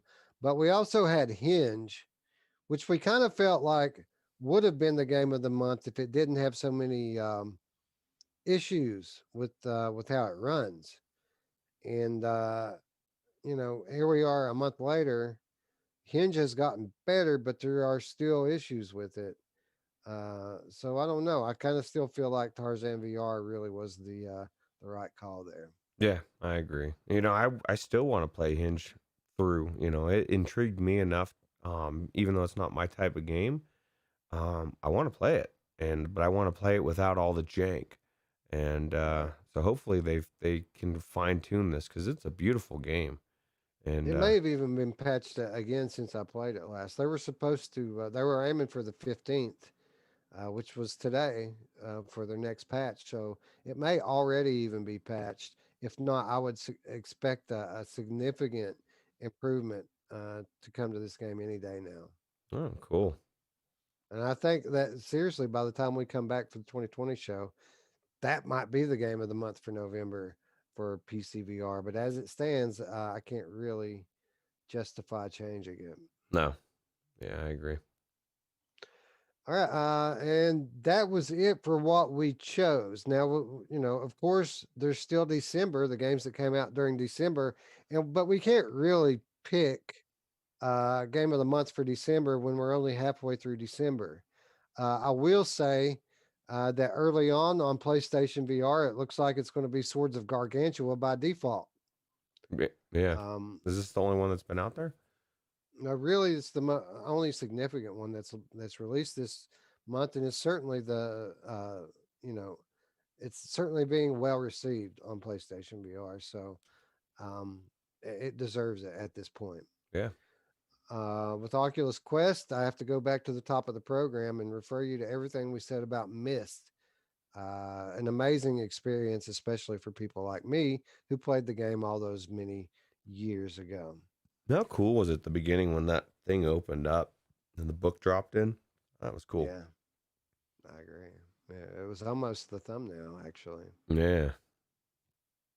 I bet. Yeah, Paradise Decay says you guys are late, early, both, dude. We're late and early at the same time. It's a long episode. It's leading up to the game of the year. So, game or the show of the year, right? The game of the Yeah, PD. This is our game of the year deliberation. We're not picking winners. We're just discussing the candidates, recapping the game of the month from every month of the year. And you came in right at the end of December, so lucky you. Yeah. Anyway, that brings us last but not least PCVR for the game of December. We've had a few pretty solid titles this month, Roots. We have 1976 Back to Midway. One of the funnest games I've played in recent memory. Probably not a candidate for game of the year, but it's certainly a candidate to be game of the year in certain categories, I would imagine. Certainly, we could see this one winning an award or two. Yeah, absolutely. Definitely really fun. And I don't know, have you been living up to your promise of just plugging away? I know you like to just plug away at level after level until you get the leaderboard. No, I've got distracted and been playing other games with it since, but I've got to get back into it. Main fan alerted me that our leaderboard spots have been assaulted since this game went, into full release. So I imagine I'm not on top anymore. I was number one on the first and second level. I was number two on the third level, only behind main fan. But I got to imagine that's not standing anymore. Yeah, you got some work to do. Sounds like it. Medal of Honor Above and Beyond, for all its flaws, still a good game. Game of the Year contender, I got to say, not at this point in time. And it really is a tragedy of the timing of this one, because I feel like if this game would have came out in July, that by now it would have been patched up and would be probably a real contender for the Game of the Year. But as it stands, I think that it's dug itself too big of a hole to dig out of in 2 weeks' time. Yeah, I can't imagine. I mean, they'd have to just be phenomenal to where we were just so blown away. It has to be game of the year or month, or rather. So, Yeah. So, unfortunately, I don't think that Medal of Honor is going to get too many votes for Game of the Year. But you know what, Mike Roots? What just may sneak in right at the last minute and be in that discussion? Vin VR Adventure. Played the first level last week. Absolutely loved it. Heavy Astrobot vibes, which is nothing but a great thing if you're a game in this genre. That's exactly the game that you want to emulate, and it does such a great job of it. We're going to find out in just a couple days' time, or I guess I should say, they're going to find out in a couple of days' time just how the level diversity and enemy diversity holds up versus a game like Astrobot. But Roots, this could be a sleeper for Game of the Year, right? yeah, this is, one thing that I guess anybody, I would imagine most people our age, like I love platformers. Like there's been so many games that have came out over the last few months, whether it be Medal of Honor or just any of them, Population One, ones that I was excited about. But I was super psyched when I jumped into the beta, that first level. I was like, my hype level was huge because I just love platformer games. And I'm just excited to see what they did with the future levels, right? We saw the first one. I want to know, like you said, is it as diverse as I'm hoping it is, or is it going to be more of the same? I don't think it is. I think it's going to be diverse, and I'm excited to find out. Absolutely. And unlike a game like Medal of Honor, Vin didn't take your hype level and squander it, right? It's only built upon it. So I don't know it, but I feel like this could be on the short list with only a couple other games as PCVR Game of the Year. Yeah, and keep that in mind too. Is like we still got 2 more weeks, and games like to just drop out of nowhere. So who knows what might come out, right? Yeah, we've got Vin VR Adventure coming out. We've got Crunch Element coming out, and who knows what else. Yeah, yeah. So I'm kind of excited. Yeah, I am as well. Anyway, that's going to wrap up our discussion. Let's just really quick here, Roots. Per platform, who do we have as front runners for PSVR? I would say Paper Beast, The Walking Dead Saints and Sinners. Um, Kind of strange that I don't see Pixel Ripped on the PSVR. It must have come out during the wrong month. I would say Paper Beast, The Walking Dead Saints and Sinners, Iron Man VR, Dreams, and Star Wars Squadrons. I would say that's probably the list for PSVR. Yeah. Well, I agree. And Paradise Decay wants to know if that's real snow, and it is, but it's not my real snow. But it does. It looks. I mean, that's the thing. Is like you. There's certain backgrounds or certain things that you can. They really look real, and then other ones, that I'm not in front of a midget wrestling. But that was really cool. Right. So, But the miracle of birth. yeah. Easter Or Bunny. yeah, the bunny rabbits. That was cool. That was definitely distracting. What do you say for Oculus Quest, Roots? Who's on the short list for Oculus Quest? Hands down, I think on the short list is definitely going to be Population One. Definitely going to be Tales from the Galaxy as well. And what else was there? There was another one that Walking Dead Saints and Sinners, I guess, right? Walking Dead Saints and Sinners. I would say Pixel Rip 1995 was a really good one for Oculus Quest. And Lies Beneath. Yep. Yeah. Yeah, those were really good. PCVR. Of course, we've got Half-Life Alyx. We have The Walking Dead Saints and Sinners. What else, Roots? Does anything deserve to be on the list with those two? I would say Pop One is up. Well, I guess it's not in the running, is it? Or is it? Yes, it is. It Okay. absolutely is. And I was going to say it if you didn't. Yeah, Pop One. And I mean, there's so many games. I'm sure I'm not looking at the list. I'm looking at my thing. It'd be better if I was looking at your list. I'd say Population One. I'd say The Persistence. Absolutely. I would say Lies Beneath and Phantom Covert Ops. Yeah. All solid games. We had a lot of good games come out this year, man. Dude, it's been amazing. Yeah. Oh yeah, good call, PD. How could we? I would even say that it's a front runner. Oh yeah. In Death Unchained for Oculus Quest and Trover Saves the Universe. We didn't say either of those. Both of them, I would say, call front runners for Oculus Quest Game of the Year. Yeah, I agree. And Chris Richardson says he wants Ven to add some feedback for the death in the game. Sound effects needs something going on. Also, like I think what was it when he took off in the ship and like it went in and it was like they need to change the whatever that it looked like wallpaper once you started going in, like the picture of it.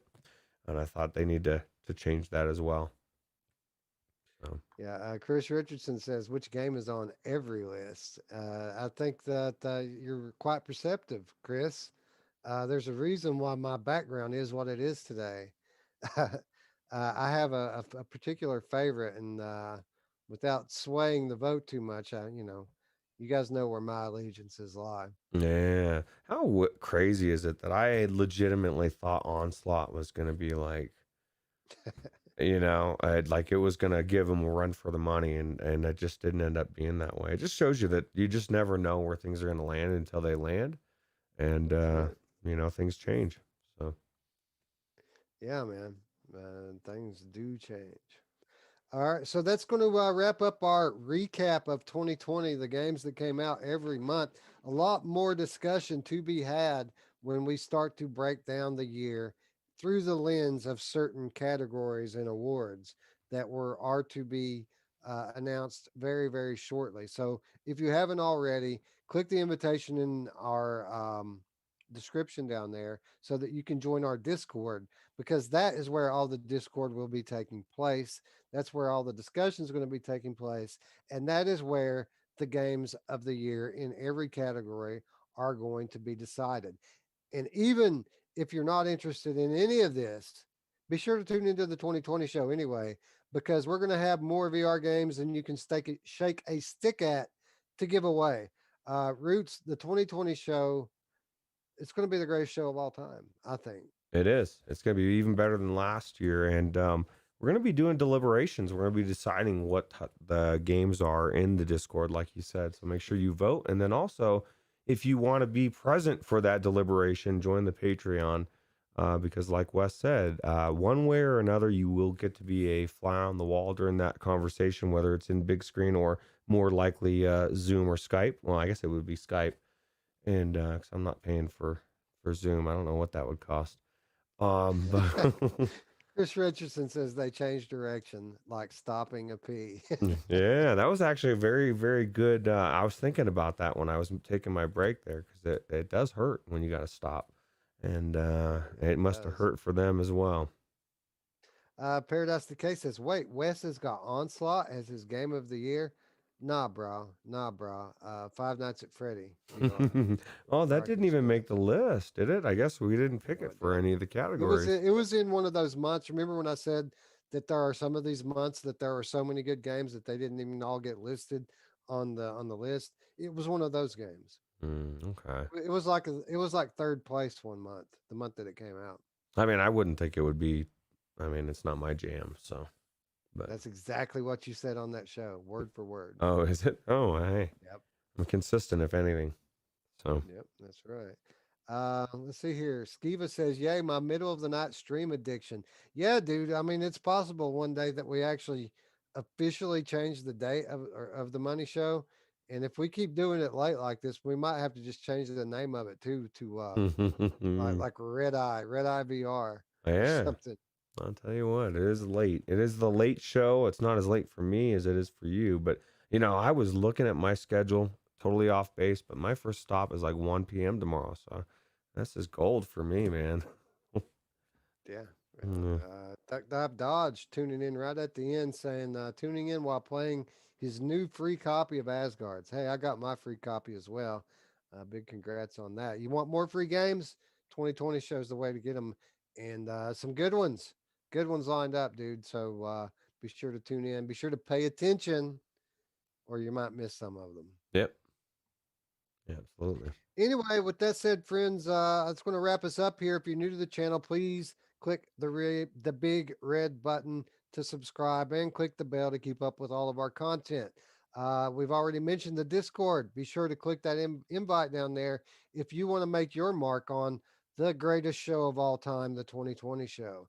And of course, for those of you who want to do a little something extra, or maybe you just want to sit in on the 2020 award deliberations. Well, you can do so by joining our Patreon, where for as little as $3 per month, you can get a copy of our weekly show notes before the show even happens. And you'll also get access to the always awesome Money Show, which I was going to say we're going to do one this week, but I just went on 6 days a week, 11 hours per day through Christmas. So Mm. we might have to pull a little rain check on the Money Show there. But the minute we can get one out, we're going to be doing so. I just heard Wes is going to be making a lot of money for Christmas. That's good. It's a good thing, right? We're going to be making back money that I've already spent. Oh That's what's God. going to Well, happen. yeah, that's right. Well, you're making back that money you need. That's right. And actually, I don't want to do it at all. But sometimes what we need and what we want are two different things. And I feel like maybe this is one of those situations. Yeah, going to job, going to work when you're required to is a good thing. Yeah. Yep. But anyway, I guess that's it. With that said, I'd like to thank you all once again for watching. For Roots, I'm Wes, and we will see you when we see you, friends. Might not be as long as you think. Yeah.